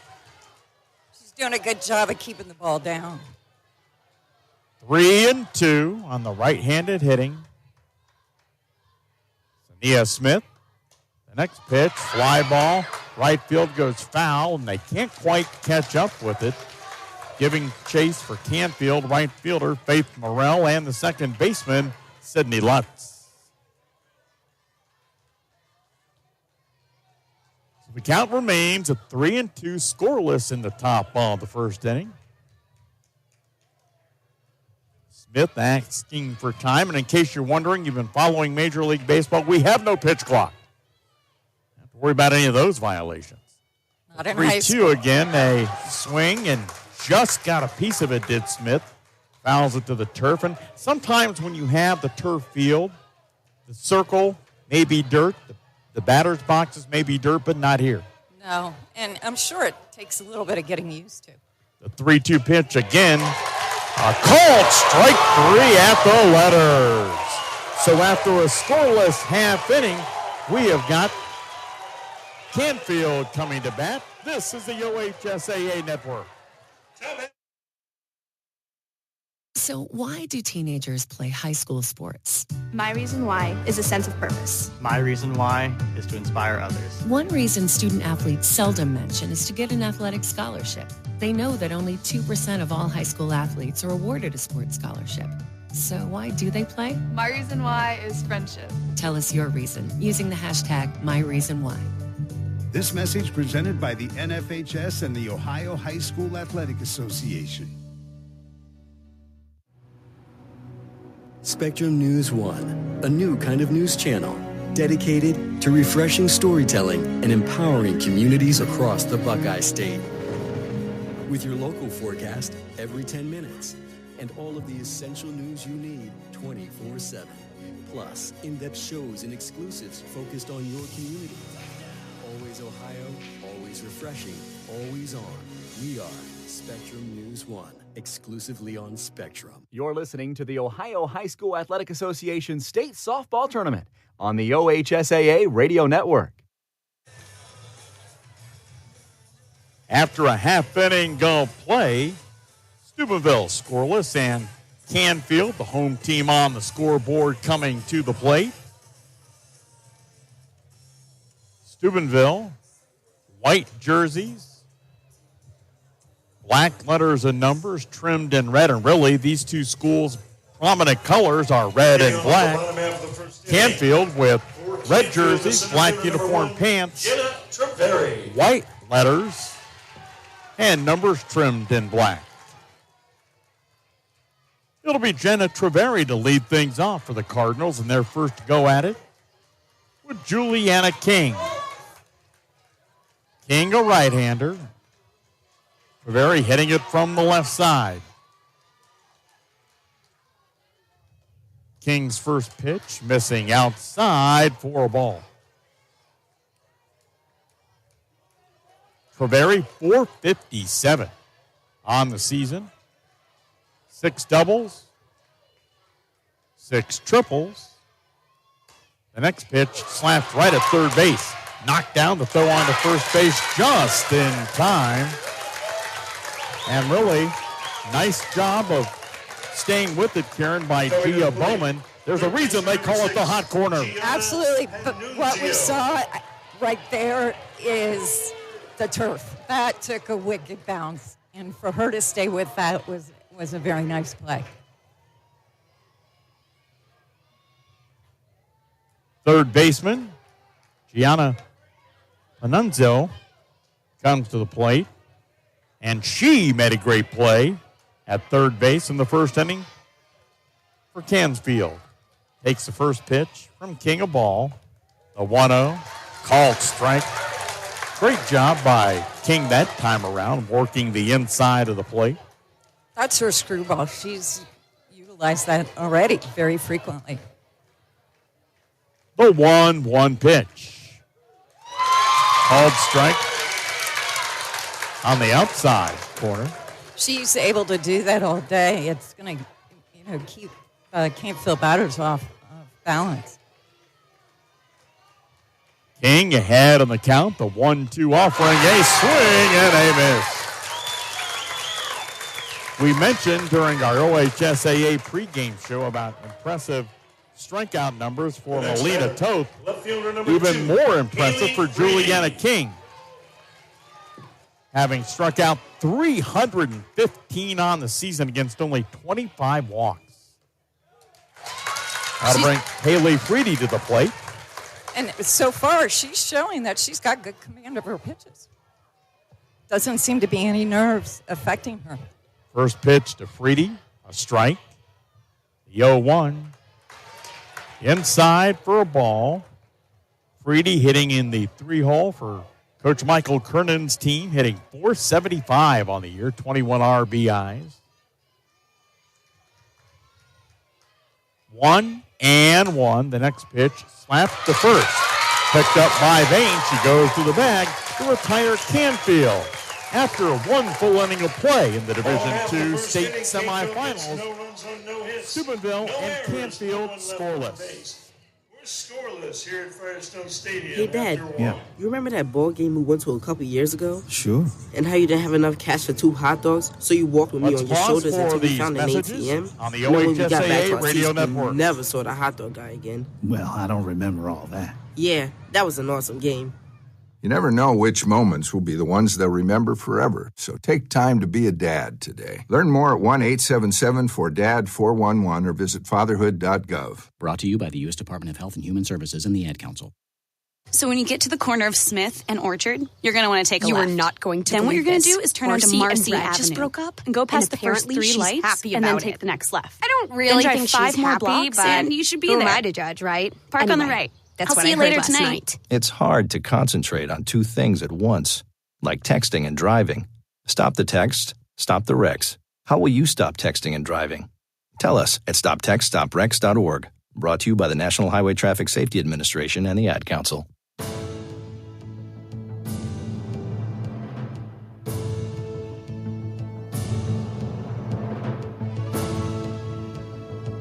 Leading off the top half of the second inning. In the top of the second for visiting Steubenville, 4, 5, and 6. In the Big Red batting order, shortstop Paige Madison to lead things off. Toth's first pitch of the second inning, a called strike. Madison hitting .368 on the year. Only a sophomore. 20 RBIs. The 0-1 called strike 2. She seems to have settled down a little bit, a little more composed now. Toth checking for the sign and the 0-2 pitch. Called strike 3. So Toth got Cena Smith looking to end the first, gets Paige Madison looking to start the second. The catcher, number 39. She used both sides of the plate with her screw and her curve and kept the ball down. So that's pretty tough to hit. Catcher Sagan Cimarella to the plate for the Big Red. Fouls the first one off the netting, first base side, and rolling into the stands.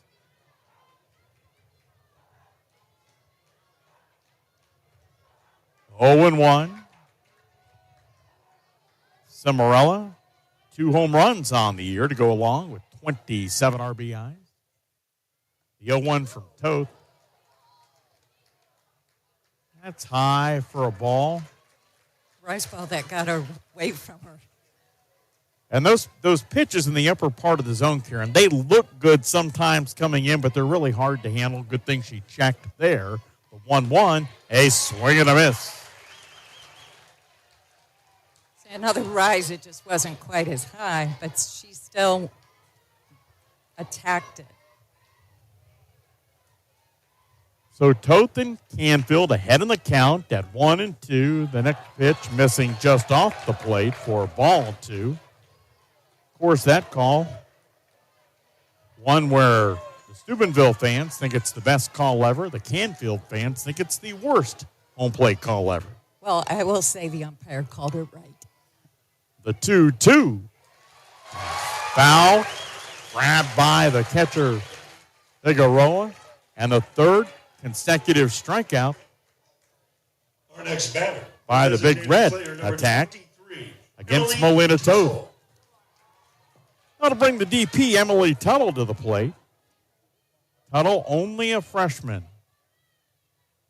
Plenty of size at 5'10", fouls the first pitch to the netting behind home plate. Tuttle batting for the first baseman, Jordana Vane. What's impressive about Steubenville is that they have 6 freshmen and sophomores in their starting lineup, as opposed to Campfield's a little more experienced. The 0-1 pitch. A little high for a ball as things even at 1-1. Toth walks to the back of the circle, adjusts her face mask, and steps back on to the rubber. Her 1-1 offering, a swing and a miss. Looked like she took something a little off of that pitch. Yeah, and it was a rise that she did. She took a little bit off of it. She was attacking low earlier. Now all of a sudden she's attacking high. 1-2 pitch misses outside, maybe a little high, 2-2. In the second half of our D2 doubleheader today, it's Talmadge taking on Greenville. A 2-2 pitch, a call, strike 3. So Toth fans the side here in the top of the second inning. Let's pause for these messages from the Ohio High School Athletics Association, all brought to you by Chocolate Milk. The year was 1907. The Chicago Cubs won the World Series, and the Ford Model R hit the assembly line. While here in Ohio, school administrators came together to form the Ohio High School Athletic Association. A lot has changed since 1907, but not the dedication of the OHSAA to education-based athletics in Ohio. School sports teach responsibility, sportsmanship, and life lessons that stay with students long after their playing days are over. Since 1907, the OHSAA seeks to prepare students not for the next level of sport, but for the next level of life. Hey, football fans, now's the perfect time to rush to Canton to visit the Pro Football Hall of Fame. Located only a short drive away, the hall provides experiences you can't get anywhere else. Enjoy the Super Bowl Theater, the Game for Life holographic experience, interactive displays, one-of-a-kind memorabilia, and lots more.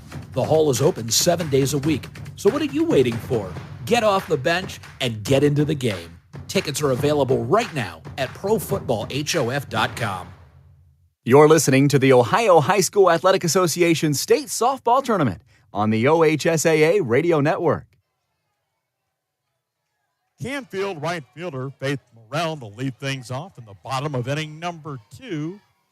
First pitch to her, a ball, the 1-0 pitch. Tries to check her swing, and Morrell can't do it. 1-1 Morrell on the year. Some good numbers offensively for the Cardinals, hitting .388, 4 doubles, 14 RBIs. Juliana King's 1-1 pitch to her, missing upstairs, ball 2.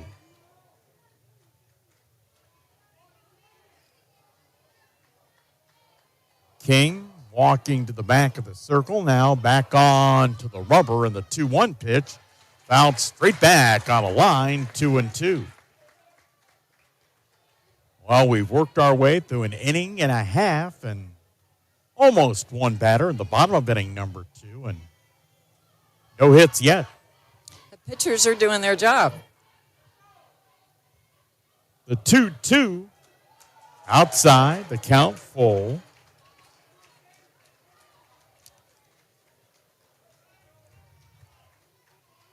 King having issued only 25 walks on the season.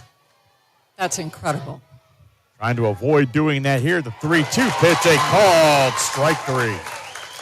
That pitch was over the middle of the plate.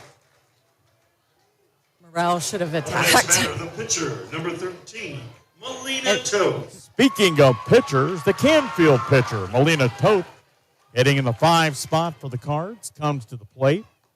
Swings and misses it. Juliana King's first offering to her. Toth hitting .400 on the year. 3 long balls, 20 RBIs. Trying to become the first base runner of any sort for her team. The next pitch, called strike, 0-2. That's a nice drop curve on the outside part of the plate.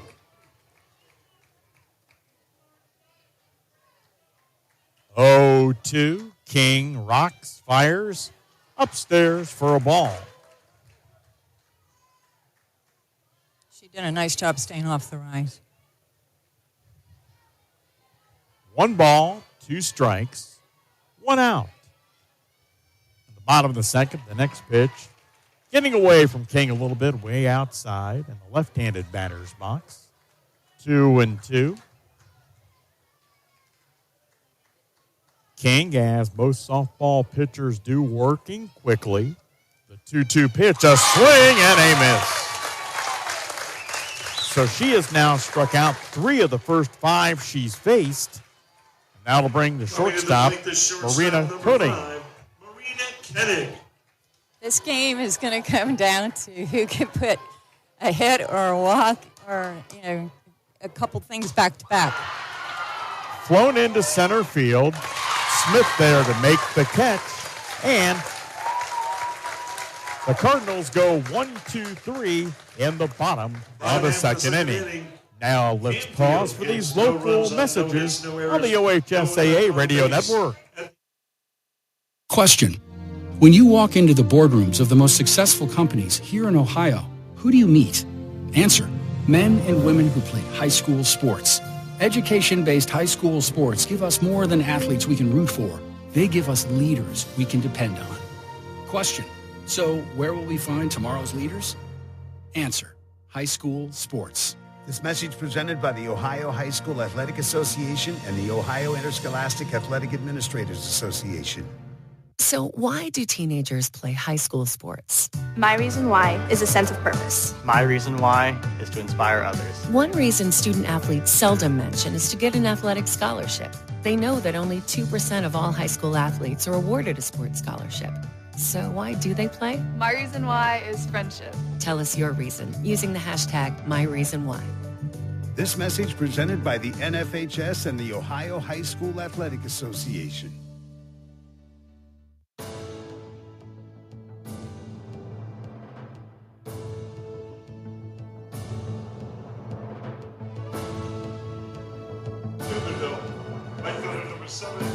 Two innings in this Division II state softball semifinal. Softball history books, they have found their way and nobody scored. Steubenville here in the top of the third inning, facing Toth, and Toth's first offering in inning number 3, missing out of the zone. For Steubenville, it's right fielder Bailey Bell. 1-0 on Bell. Toth's next pitch, swing and a miss. So far, we've had 12 batters through the first 2 innings, and 7 of them, whether they're facing Toth or Juliana King, have struck out.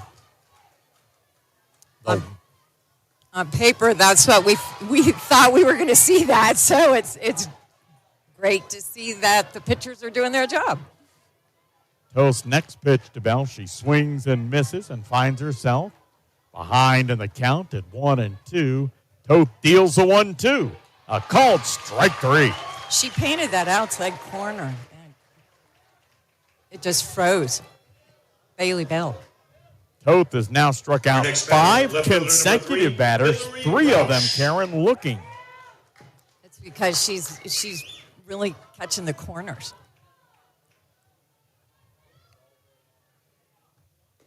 Left fielder Hillary Roche swings and misses.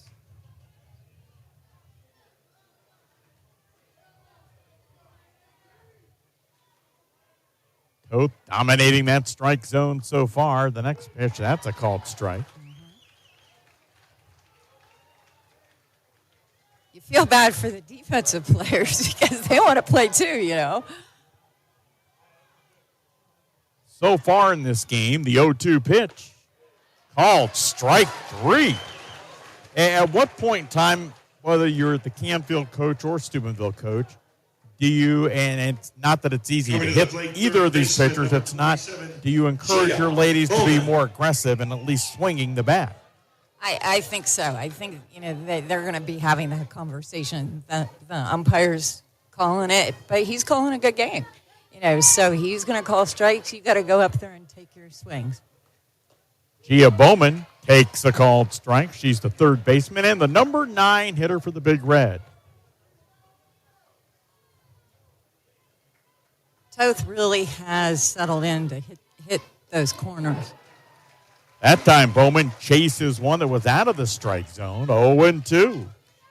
I'm sure she did that because the first pitch she should have swung at. So she had it in her head, I need to swing. The 0-2, a swing and a miss. What a job by Toth, as she has now fanned 7 straight. After 2.5 innings, we are scoreless in the D2 state semifinal, all brought to you by Chocolate Milk. Max Preps is your source for high school sports, from schedules to stats, live scores, rosters, video, and photos. Max Preps has it all. And when you download the Max Preps app, you can add your favorite teams and get notified on the go. Have your own personalized scoreboards and stay updated on the latest news surrounding your high school team. As a proud partner of the Ohio High School Athletic Association, Max Preps wishes every student, athlete, and coach out there a very successful season. Spectrum News 1, a new kind of news channel dedicated to refreshing storytelling and empowering communities across the Buckeye State. With your local forecast every 10 minutes and all of the essential news you need 24/7. Plus, in-depth shows and exclusives focused on your community. Always Ohio, always refreshing, always on. We are Spectrum News 1, exclusively on Spectrum. You're listening to the Ohio High School Athletic Association State Softball Tournament on the OHSAA Radio Network. After 2.5 innings in this Division II first state semifinal game, Steubenville and Canfield scoreless, with the Cardinals coming to the plate in the bottom of inning number 3. Starts off with a rise just a little bit too high. The catcher, Leah Figueroa, at the plate. She hits it from the right side against the righty throwing King. The next pitch, that is a called strike. Figueroa, only a freshman. Tall, 5'10", 278, 4 home runs. What I think is interesting, both teams have freshman catchers. They have experienced pitchers, but yet they have freshman catchers behind the plate. And those are the people who are supposedly the coach on the field running the show. So that says a lot about what they're capable of doing. The 2-1 pitch, called strike on the inside corner, 2-2. So prior to Figueroa leading off here in the third, King has faced 6 Cardinal batters and struck out 3. The 2-2 pitch, a swing and a miss. So, Karen, talk to us about when both teams are struggling, and that's not a criticism. When you face talented pitchers, sometimes that happens. You think about just trying to drop one down in order to make some contact to get somebody on base? Yeah, and actually, Coach DiMarzio had talked to me about just try to find a way to get on base. When I was talking about his prep, that was one of the things that, he was stressing with our team. It's like, I don't care how you get on base. We just need to get runners on base, and we just need to score one more run than the other team. So with this kind of game, that's what we're looking at. If somebody can get a walk, get home with an error, execute a bunt, or try to put bunts down to get on base, that's what it's going to take to win this game, because there's not a lot of back-to-back hits going to happen. The first 2 pitches to Sydney Lutz, splitting the difference, a ball and a strike, and pitch number 3, a called strike. So it's 1-2.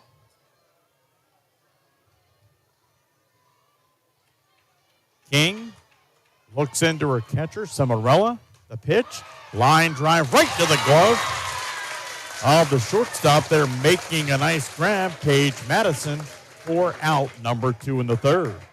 Our next batter, the designated player, number 12, Hayden Merritt. Want to bring Hayden Merritt to the plate. Merritt hitting for first baseman, Macy Galina. King's first pitch to her, a swing and a miss. Merritt, one of the few seniors in the lineup, really for either team, hits .400 on the year, scored 18 runs. King's 0-1 pitch to her, a swing and a miss. Well, we've had 1 base runner combined through 2 2/3 innings. And that was the first one. Nobody since. And that was a walk. King with the 0-2, a called strike 3 on the outside corner. So the Cardinals go 1-2-3 in the bottom of the third. These 2 teams are scoreless. Here are some local station messages on the OHSAA Radio Network. Max Preps is your source for high school sports. From schedules to stats, live scores, rosters, video, and photos, Max Preps has it all. And when you download the Max Preps app, you can add your favorite teams and get notified on the go. Have your own personalized scoreboards and stay updated on the latest news surrounding your high school team. As a proud partner of the Ohio High School Athletic Association, Max Preps wishes every student, athlete, and coach out there a very successful season. Spectrum News 1, a new kind of news channel dedicated to refreshing storytelling and empowering communities across the Buckeye State.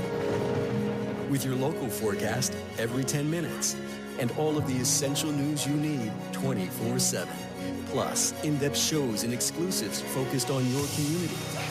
Always Ohio, always refreshing, always on. We are Spectrum News 1, exclusively on Spectrum.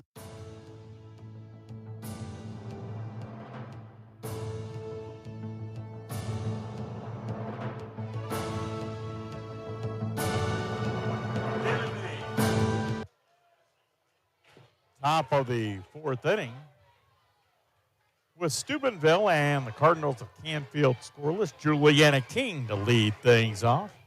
Takes Toth's first pitch out of the zone for a ball, and what is this, Groundhog Day, like it wasn't her first at bat. The next pitch, missing ball 2, and King so far, for both the Big Red and the Cardinals, the only player to reach base with a walk. 2-0 pitch, down low, ball 3. This is what she did in the first inning.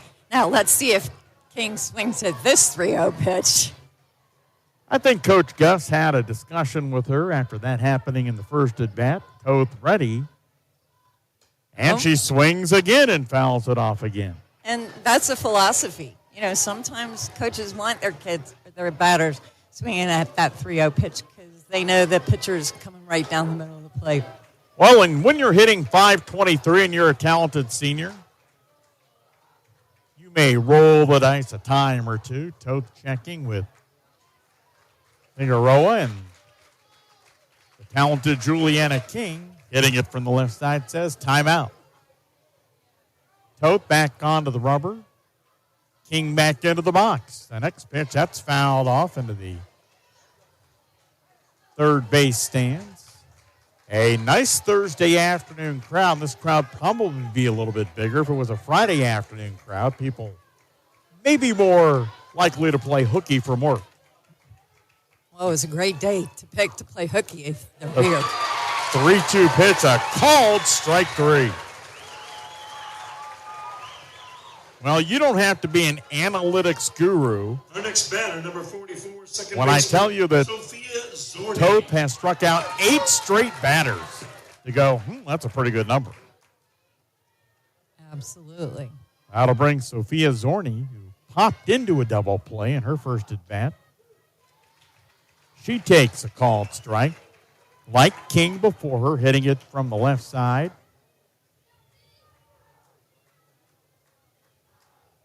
Oh, 0-1. Toth ready.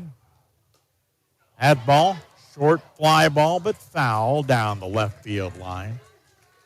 And we mentioned it during our OHSAA Radio Network pregame show with NFHS that they've made major renovations to the stadium, and it looks fantastic.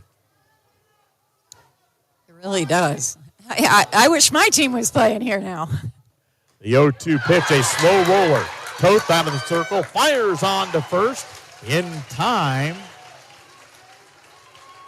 for the second out. So far, Sophia Zorni is the only Steubenville player to date that has put the ball in play. And she did it twice. That'll bring Cena Smith to the plate, struck out. Her first at bat, and takes a called strike from Toth there. Now, a couple of great pieces of news for Canfield fans. Your team's in the Division II Final Four. Perhaps even better news if that's possible. The 0-1 pitch, a swing and a miss. Your talented 5'11" right-handed pitcher is only a junior. That's really good news. For sure. 0-2 on Smith. The next pitch, a called strike 3. So moving rapidly along are we here in this Division II state semifinal after 4 innings of play.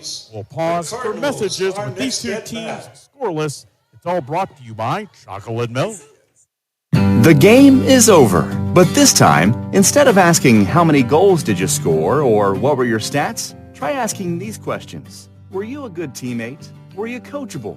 Did you give 100%? And did you have fun? Because those are the values that school sports instill in Ohio's young people, where winning and losing are secondary to the life lessons that will stay with kids long after their playing days are over.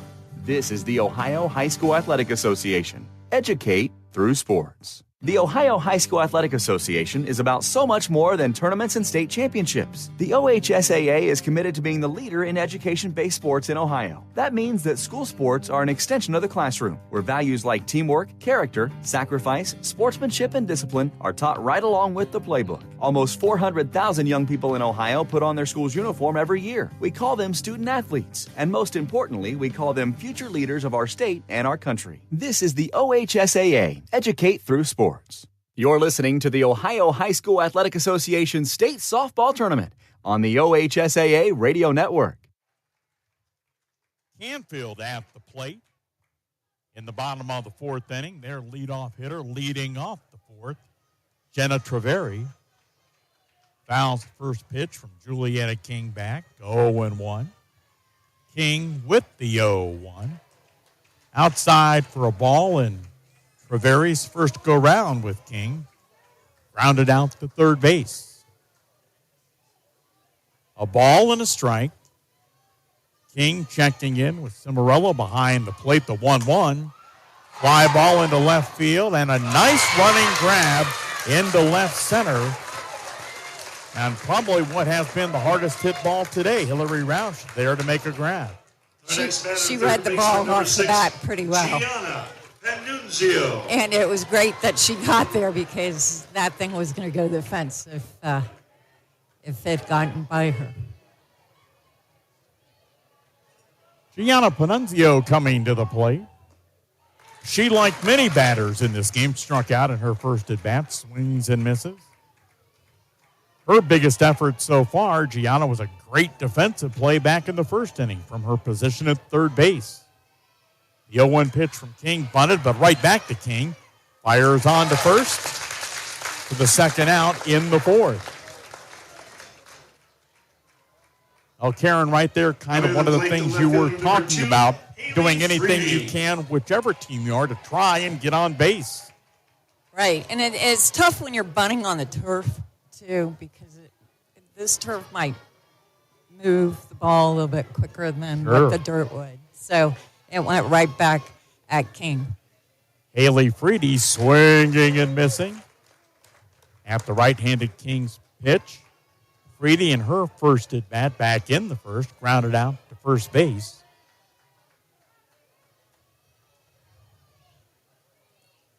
The 0-1, Freedy fouls it back to the netting behind home plate, 0-2.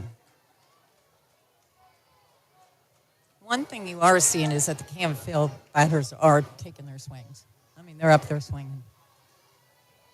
King has fanned 5 through 3 2/3 and make it 6 now. We won't mention any broadcaster jinx. I know. Just as I said it, she looked at strike 3. Takes called strike 3. We've gone through 4 innings. We are scoreless. Time now for messages from your local stations on the OHSAA Radio Network.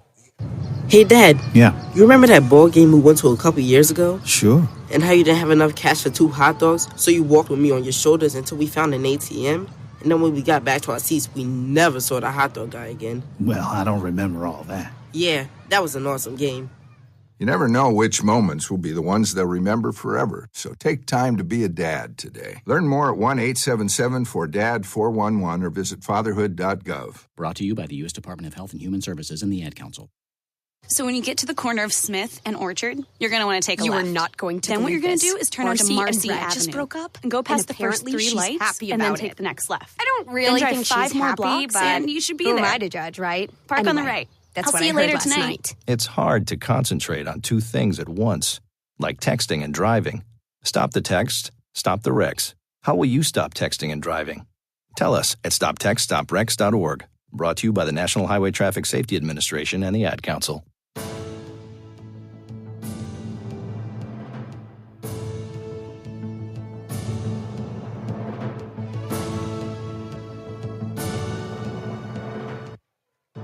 middle of the Big Red order here in the top of the 5th inning. We are scoreless.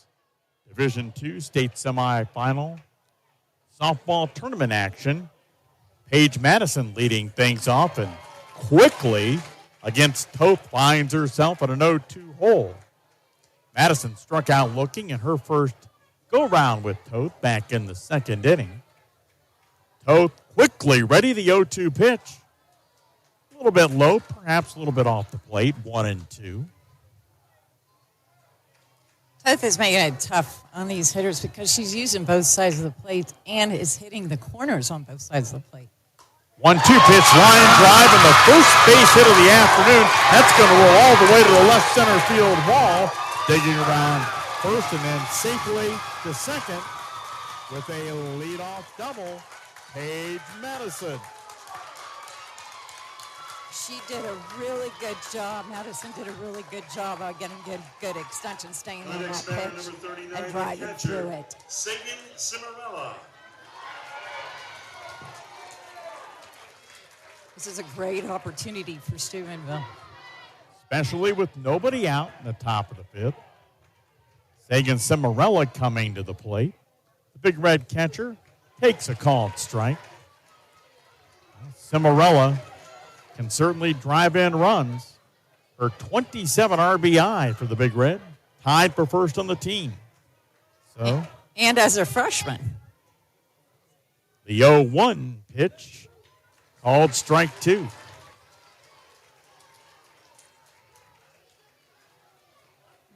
There was some confusion there between coach and player. So Cimarella trying to fight back from that 0-2 hole. That pitch, nice job by Figueroa trying to frame that, but that really wasn't close, 1-2.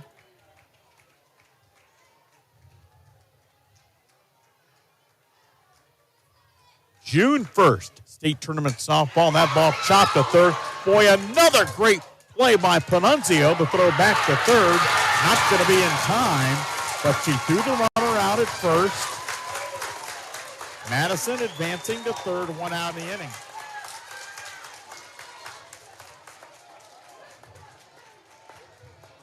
This is what Coach DeMarzio talked about. Find a way to get around base and find a way to move her. So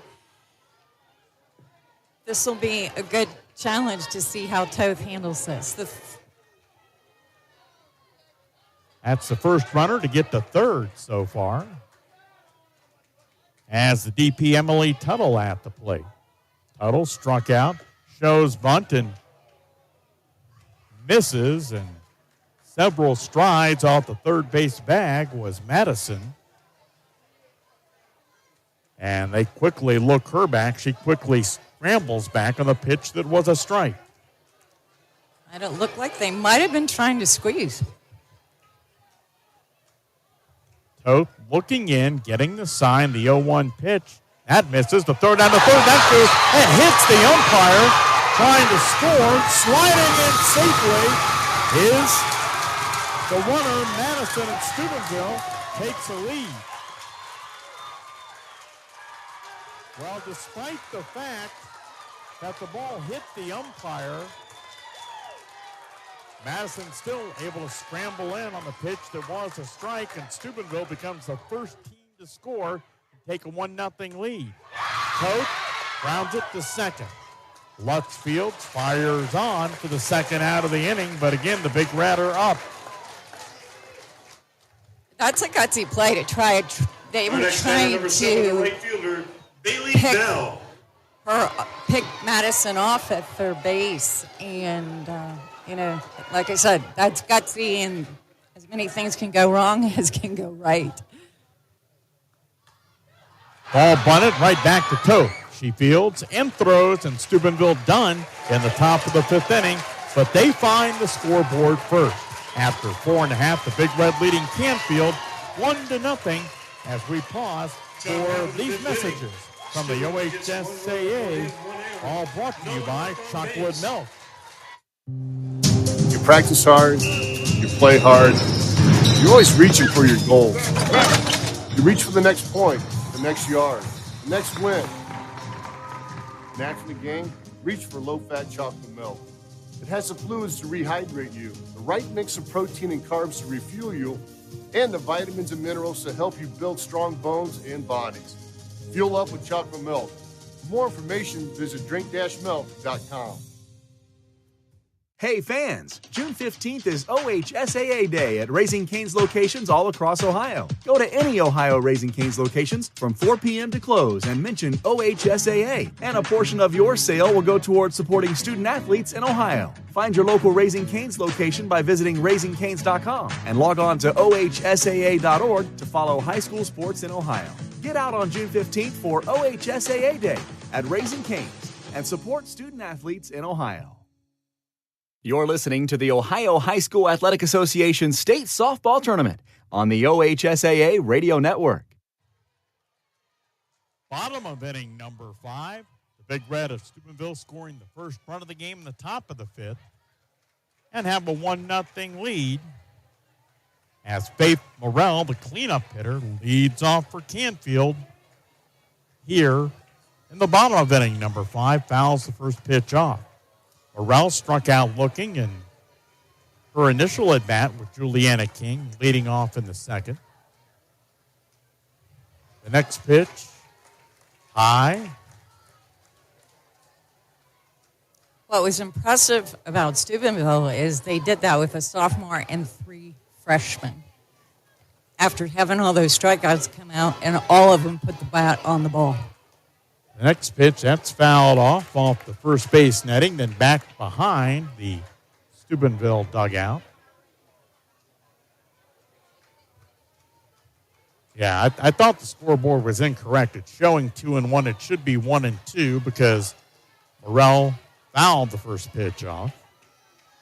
King trying to retire her here, leading off the Canfield 5th, and she does. Well, of course, every one of these teams in the state tournament gets tremendous fan support, but when you talk about the passion with which Steubenville fans, whether it's softball, their legendary football program, follow their teams, it's impressive. Alina Toth swings and misses.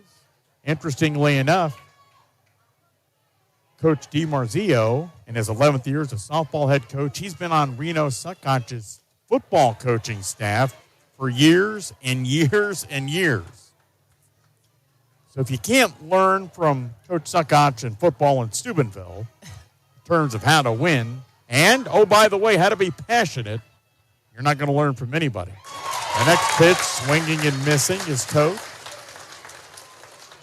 Well, it's fun when your community gets behind all your sports. For sure it is. And they certainly do that down in Big Red Country. Toth behind in the count. 1-2. The next pitch, tried to check her swing, could not do it. As Juliana King has now struck out 3 straight and 7 on the afternoon. 1-0 Steubenville leading. That'll bring Haining to the plate. She takes a strike. She did put the bat on the ball and flew out to center field to end the second inning. King ready to send her 0-1 pitch to the plate. Hit hard to second to throw on to first base in time as the Cardinals go 1-2-3 in their half of the 5th. Time now for messages from your local station on the OHSAA Radio Network, brought to you by Chocolate Milk. There's just one place where students are students first, and athletics are played with purpose and perspective. That place is your local high school. High school sports offer more than the joy of competition. Studies show that student athletes in Ohio are also likely to enjoy greater levels of achievement in other areas of their lives, including academics. High school sports, a winning part of a complete education. This message presented by the Ohio High School Athletic Association and the Ohio Interscholastic Athletic Administrators Association. The year was 1907. The Chicago Cubs won the World Series, and the Ford Model R hit the assembly line.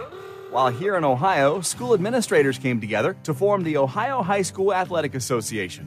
A lot has changed since 1907, but not the dedication of the OHSAA to education-based athletics in Ohio. School sports teach responsibility, sportsmanship, and life lessons that stay with students long after their playing days are over. Since 1907, the OHSAA seeks to prepare students not for the next level of sport, but for the next level of life.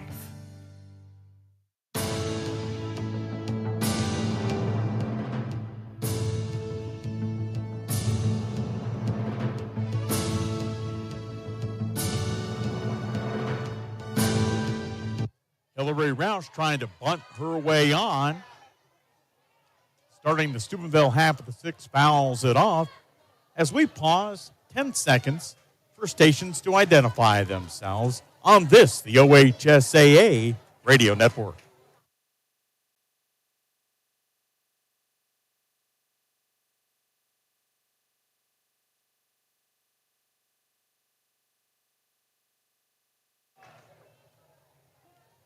Roush behind in the count at 0-1, swings and misses at Toth. Next pitch, 0-2. And swings again and misses as Toth, working quickly, fans her to start the sixth inning. Our next batter, number 27, the third baseman, Gia Bowman. So Gia Bowman coming to the plate. She struck out, and her only other at bat back in the third. Fouls that one off the netting behind home plate. Kind of made a couple of pitch clock references earlier that there is none in high school softball, but as quickly as this game has gone, we've been playing for approximately 56 minutes, and we're in the top of the sixth inning. The next pitch low, 1-1. And what? I'm sorry, both teams are being very efficient. No question. 1-1. Toth rocks and fires. Grounded to shortstop. Throw on to first in time for the second out of the inning. Game number 2 in Division 2. Juliana King. Features the team probably playing about as close to home as you can. Talmadge, really just kind of a hop, skip, and a jump away against a team from probably about as far away as you can be, Greenville. That'll bring King to the plate. First pitch she sees, like the two other first pitches she saw in her other at-bats, out of the zone for a ball.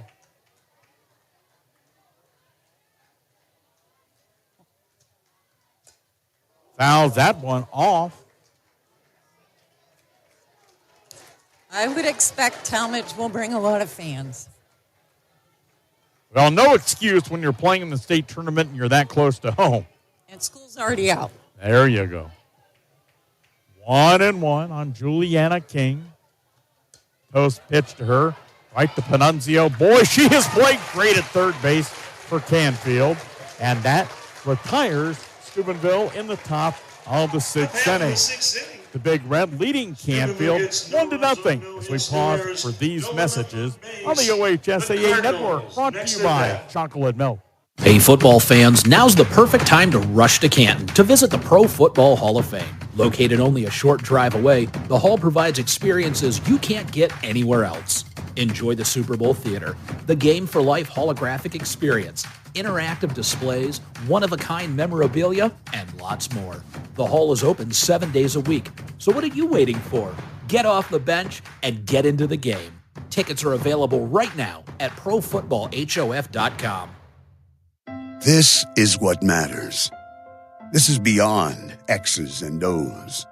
This is the difference mutual respect makes. This is what character looks like. This is what defines us in Ohio. This is sportsmanship. School sports. It's not the outcome that matters most, but the way the games are played. This message presented by the Ohio High School Athletic Association and the Ohio Interscholastic Athletic Administrators Association. You're listening to the Ohio High School Athletic Association State Softball Tournament on the OHSAA Radio Network. We head to the bottom of the sixth inning. Steubenville leading Canfield 1-0. Not only is it a 1-0 big red lead. Number 8, Karen Spencer. So far, Juliana King, and by the way, I don't personally believe in that broadcast jinx stuff. It's been a perfect game for King in the circle. Kara Spencer to pinch hit. I was wondering if you were going to talk about it because I just looked at that too. There's only been one hit in this game. Right. Canfield has not had a base runner. Spencer swinging and missing, swings and misses. As she pinch hits for Figueroa. And for those who are maybe only casual high school softball fans, more on that in a moment.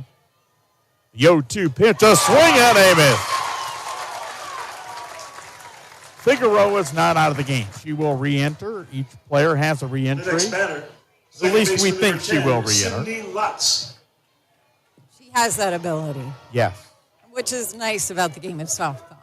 Well, and when you're the catcher, you're probably not going to the backup catcher. As Sydney Lutz comes to the plate. Lutz ripped one in her first at bat, a line out to shortstop. Her first pitch this time around from Juliana King, a ball. The 1-0 pitch, inside, ball 2.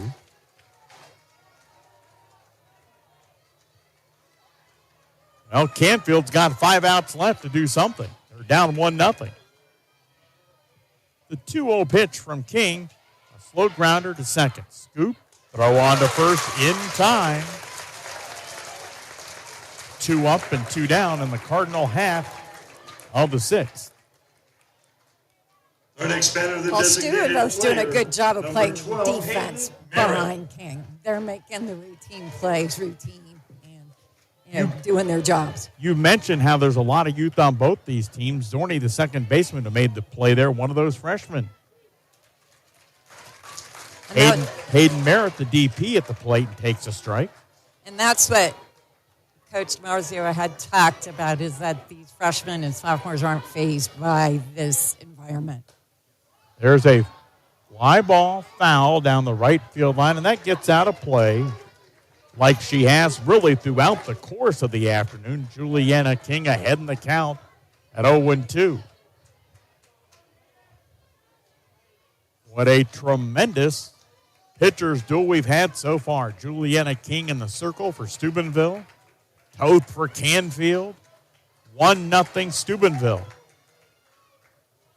I will say, this is one of the best high school games I've witnessed, especially in the state tournament. King ready. Gets the sign from Cimarella. The 0-2 pitch. A swing and a miss. Canfield goes 1-2-3 in the 6th. We head for the 7th. Steubenville trying to advance to the state championship game. As we pause for these messages from your local station on the OHSAA network, brought to you by Chocolate Milk. This isn't Madison Square Garden. These drills probably won't make anyone a number 1 draft pick. But these players are practicing for something important. While they work on their jump shots, they're also learning teamwork, discipline, self-confidence, how to deal with wins and losses.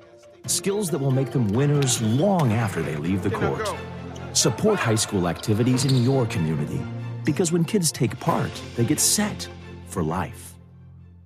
The Ohio High School Athletic Association is about so much more than tournaments and state championships. The OHSAA is committed to being the leader in education-based sports in Ohio. That means that school sports are an extension of the classroom, where values like teamwork, character, sacrifice, sportsmanship, and discipline are taught right along with the playbook. Almost 400,000 young people in Ohio put on their school's uniform every year. We call them student athletes, and most importantly, we call them future leaders of our state and our country. This is the OHSAA, Educate Through Sports.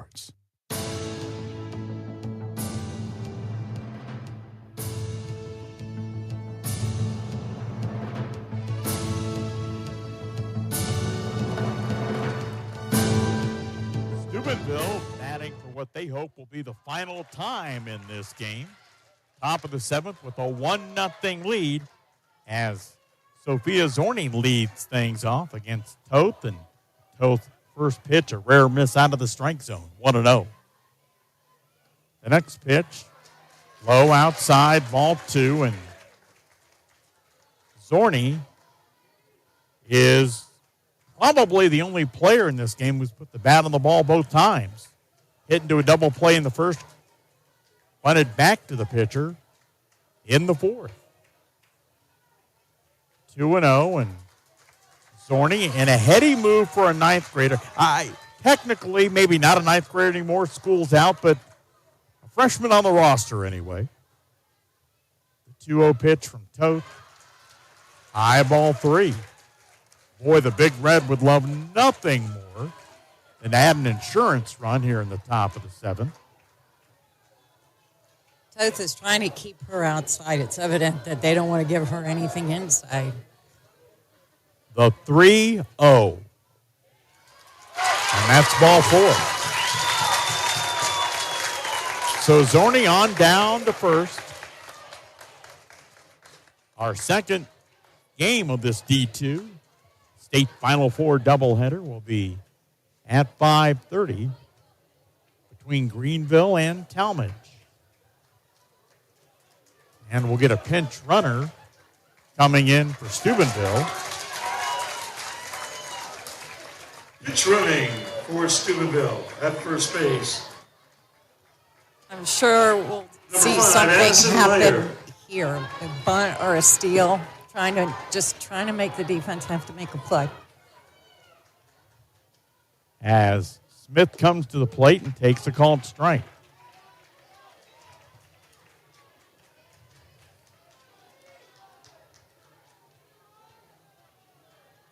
Smith, certainly one of the key offensive cogs for the Big Red, and takes a called strike too.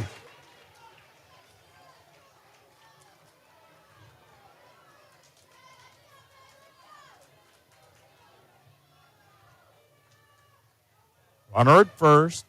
The 0-2 pitch, a swing and a miss. So Toth needing to get it out, and boy, she got it.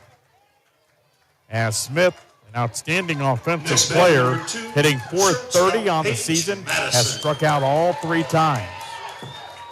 Well, Madison, the only player to score in this game, doubled to the wall in her last go-round with Toth. And takes a called strike. And it's always huge when you can get a leadoff runner on base, and that's what happened with Madison in the 5th inning. So let's see if Steubenville can take advantage of the leadoff runner that they've got on base. 0-1 pitch, a swing and a miss. She was taking a big swing. She was swinging for that cap shot double again. She was trying to make it 3-0 on that swing. 0-2 pitch. Slapped into the glove, reached back to first base in time. Another huge defensive play by the Cardinals. So they will keep the deficit at 1 as they come up in the bottom of the 7th inning. After 6.5, Steubenville 1, Canfield scoreless. As we pause for these messages on the OHSAA Radio Network, brought to you by Chocolate Milk. You practice hard, you play hard, you're always reaching for your goals. You reach for the next point, the next yard, the next win. Naturally gained, reach for low-fat chocolate milk. It has the fluids to rehydrate you, the right mix of protein and carbs to refuel you, and the vitamins and minerals to help you build strong bones and bodies. Fuel up with chocolate milk. For more information, visit drink-milk.com. Hey fans, June 15th is OHSAA Day at Raising Cane's locations all across Ohio. Go to any Ohio Raising Cane's locations from 4 p.m. to close and mention OHSAA, and a portion of your sale will go towards supporting student athletes in Ohio. Find your local Raising Cane's location by visiting raisingcanes.com and log on to ohsaa.org to follow high school sports in Ohio. Get out on June 15th for OHSAA Day at Raising Cane's and support student athletes in Ohio. You're listening to the Ohio High School Athletic Association State Softball Tournament on the OHSAA Radio Network. Canfield's got 3 outs to tie this game, trailing 1-0 as we begin the bottom of the 7th, or 3 outs to win it with a pair of runs, as Jenna Treverian leads things off against Juliana King from Steubenville. The first pitch line foul and out of play. Down toward the souvenir shack beyond the third base dugout. 0-1. Treveri and her 2 go-rounds with King in the circle has grounded out to third and flown out to left. The 0-1 pitch, a swing and a miss on what was a great pitch, Karen, from Juliana King. And she hasn't thrown a lot of changeups, but, yeah, great off-speed. I mean, and this is the part of the lineup that Canfield wants to have up. I mean, you got your leadoff hitter up. The freshman hitting .457, a slow roller to third. Fielded, the throw on to first base in time. And not only is Steubenville 2 outs away from advancing to the Division II state championship game, Juliana King is 2 outs away from throwing a perfect game in the state tournament. What an incredible feat. Panunzo pops it up, fielded, the throw on to third. I did not jinx anything. An infield base hit. Oh my gosh. She just got the bat out there and popped it out between the circle and second base. Become the first base runner. Our next batter, left fielder number 2, for Canfield. Haley Freedy. That'll bring Haley Freedy to the plate. And she swings and misses. Freedy has grounded out to first and struck out. 21 RBIs on the year to go along with that 44.75 batting average.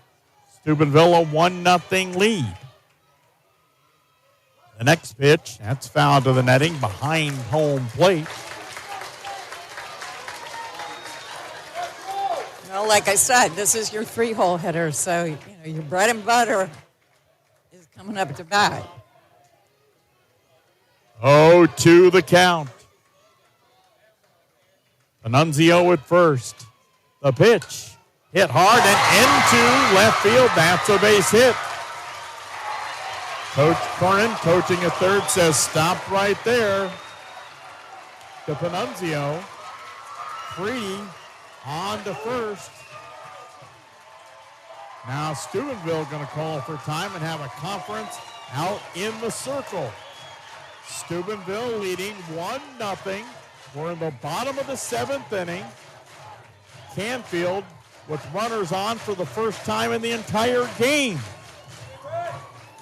A pair of singles, one of the infield variety. And that'll bring Faith Morrell to the plate. After a meeting in the circle, Coach Gus in the Big Red, and everybody was in there. The infielders, the outfielders. Well, it's a good timeout. I mean, you just want to bring him in and calm everybody down. Say, we still got this. Number 20, just make your plays. Take your time. See the ball, field the ball, make a good throw. Do what you've been doing all year. Right. Get an easy out, whether it's the lead runner or not. Faith Morrell struck out both times. She shows bunt, takes a strike to throw down to third. That's not going to be in time, and while the throw goes to third, Panunzio safe there. Freedy advances to second. The pitch was a strike. The tying run now 60 feet away at third. the winning run at second. The 0-1 pitch. It goes off the glove of the catcher to the backstop, and the tying run is going to score. Panunzio racing down the line, and we're tied at 1. The winning run now 60 feet away. Oh, that's tough. So we have had our 2 runs today score on a wild pitch and an error. A pickoff attempt, that was a bad throw, and then the wild pitch. 1-1. And that's not reflective of how well this game has been played. Right. But these games do come down to who makes the fewest number of mistakes.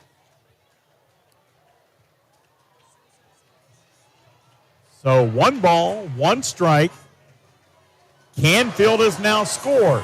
Cardinals 1, Big Red 1. Bottom of the 7th inning. The cleanup hitter, Faith Morrell, facing Juliana King. The count even. King ready. They'll show bunt. The ball bunted. Here comes the winning run to the plate. The throw. Not in time. Canfield escaped with a 2-1 win after they were 2 outs away from being perfect game. The Cardinals in stunning fashion rally in the bottom of the 7th, and they are headed to the state championship game. 2-1. Canfield with the victory. I can't remember where I've seen a walk-off suicide squeeze.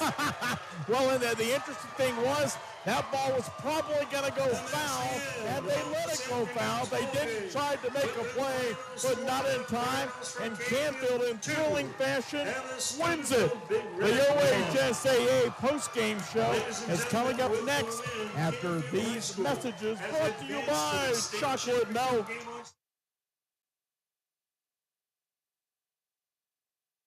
Everyone knows chocolate milk is delicious, but who knew chocolate milk was a noteworthy source of nourishment? It's packed with essential nutrients. Who knew chocolate milk was an exceptional source of energy? Plenty of protein and carbs to fuel and replenish.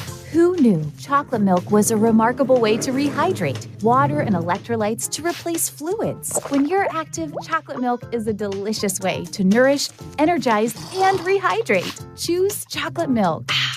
The year was 1907. The Chicago Cubs won the World Series, and the Ford Model R hit the assembly line. While here in Ohio, school administrators came together to form the Ohio High School Athletic Association. A lot has changed since 1907, but not the dedication of the OHSAA to education-based athletics in Ohio. School sports teach responsibility, sportsmanship, and life lessons that stay with students long after their playing days are over.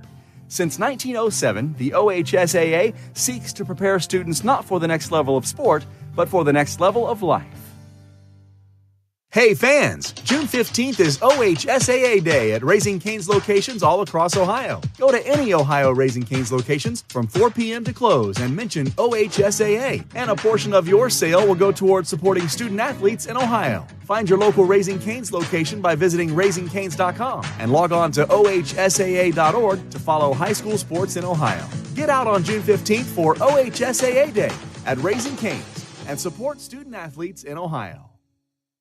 You're listening to the Ohio High School Athletic Association State Softball Tournament on the OHSAA Radio Network.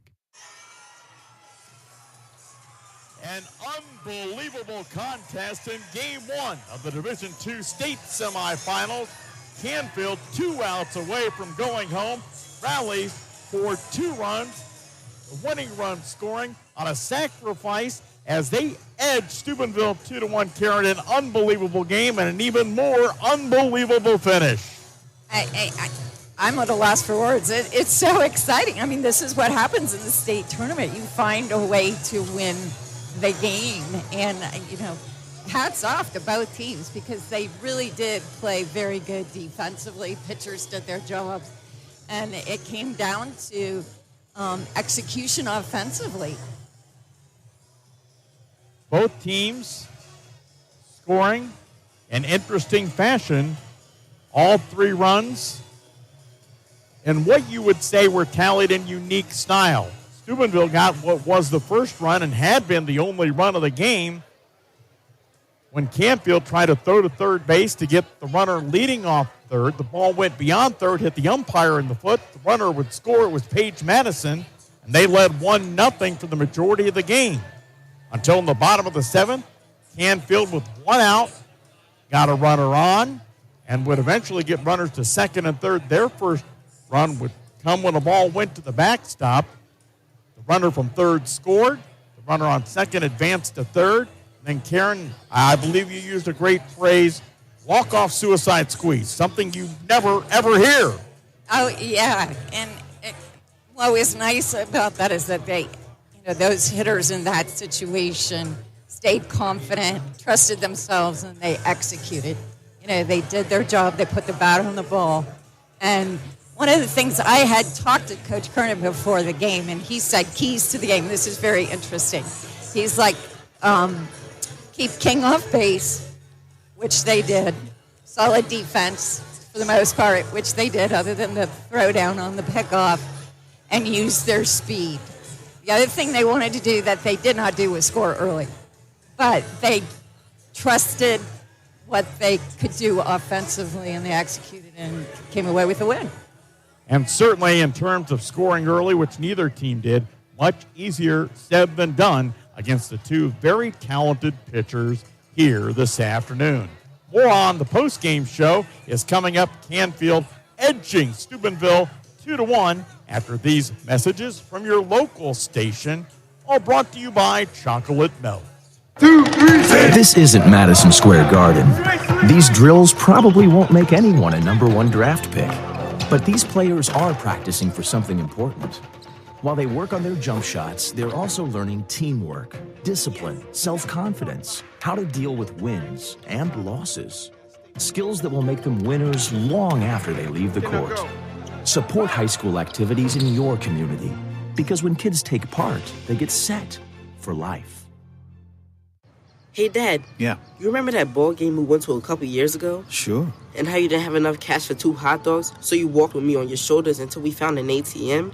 And then when we got back to our seats, we never saw the hot dog guy again. Well, I don't remember all that. Yeah, that was an awesome game. You never know which moments will be the ones they'll remember forever, so take time to be a dad today. Learn more at 1-877-4DAD-411 or visit fatherhood.gov. Brought to you by the U.S. Department of Health and Human Services and the Ad Council. So when you get to the corner of Smith and Orchard, you're going to want to take a left. You are not going to Then what you're going to do is turn onto Marcy and Brad Avenue. just broke up, and go past the first 3 she's lights happy and then about take it. the next left. I don't really then drive think 5 she's more happy, blocks but and you should be who there. am I to judge, right? Park on the Anyway, right. That's I'll what see I you heard later last tonight. night. It's hard to concentrate on two things at once, like texting and driving. Stop the text, stop the wrecks. How will you stop texting and driving? Tell us at stoptextstoprex.org. Brought to you by the National Highway Traffic Safety Administration and the Ad Council. The game is over, but this time, instead of asking how many goals did you score or what were your stats, try asking these questions. Were you a good teammate? Were you coachable?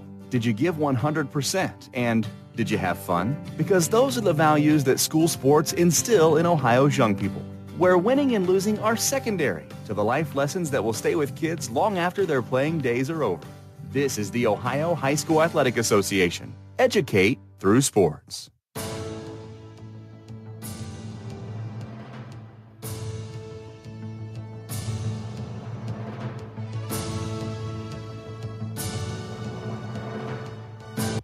Great weather and a great softball game to begin Division II. Final 4 action in the state tournament at Firestone Stadium in Akron. Bill Morgan with former NCAA Division I head coach Karen Linder. And Karen, we talked, and rightfully so, about Canfield's fantastic finish. If you're the Big Red coaching staff of Steubenville, you've had a lot of wins in your coaching career. I'm sure you've had some heartbreaking losses. What do you say to your ladies? Say you're proud of them.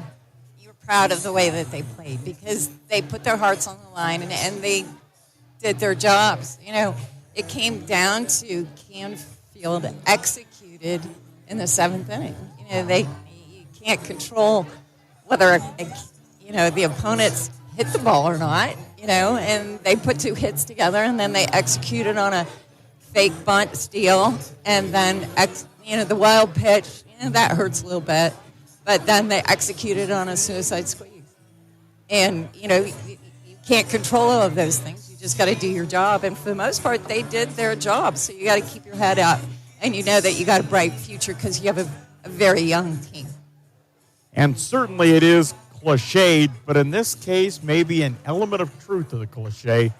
You hated to see one of these two teams lose today.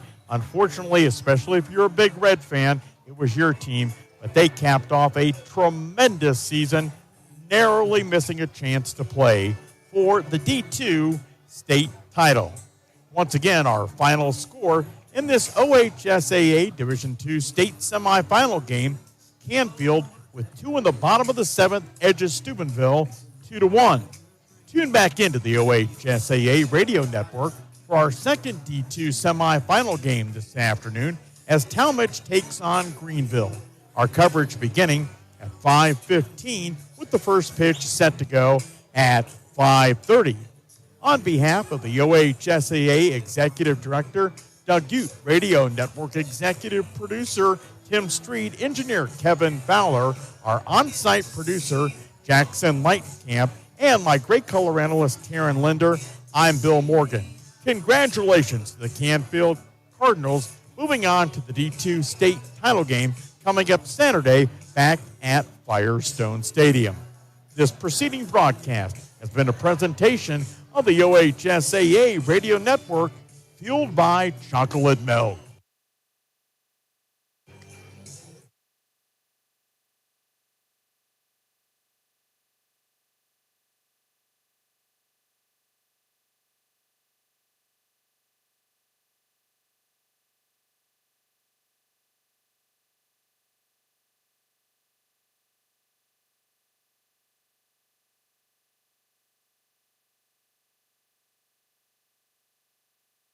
You're listening to WRDB, Western Reserve Digital Broadcasting, Youngstown.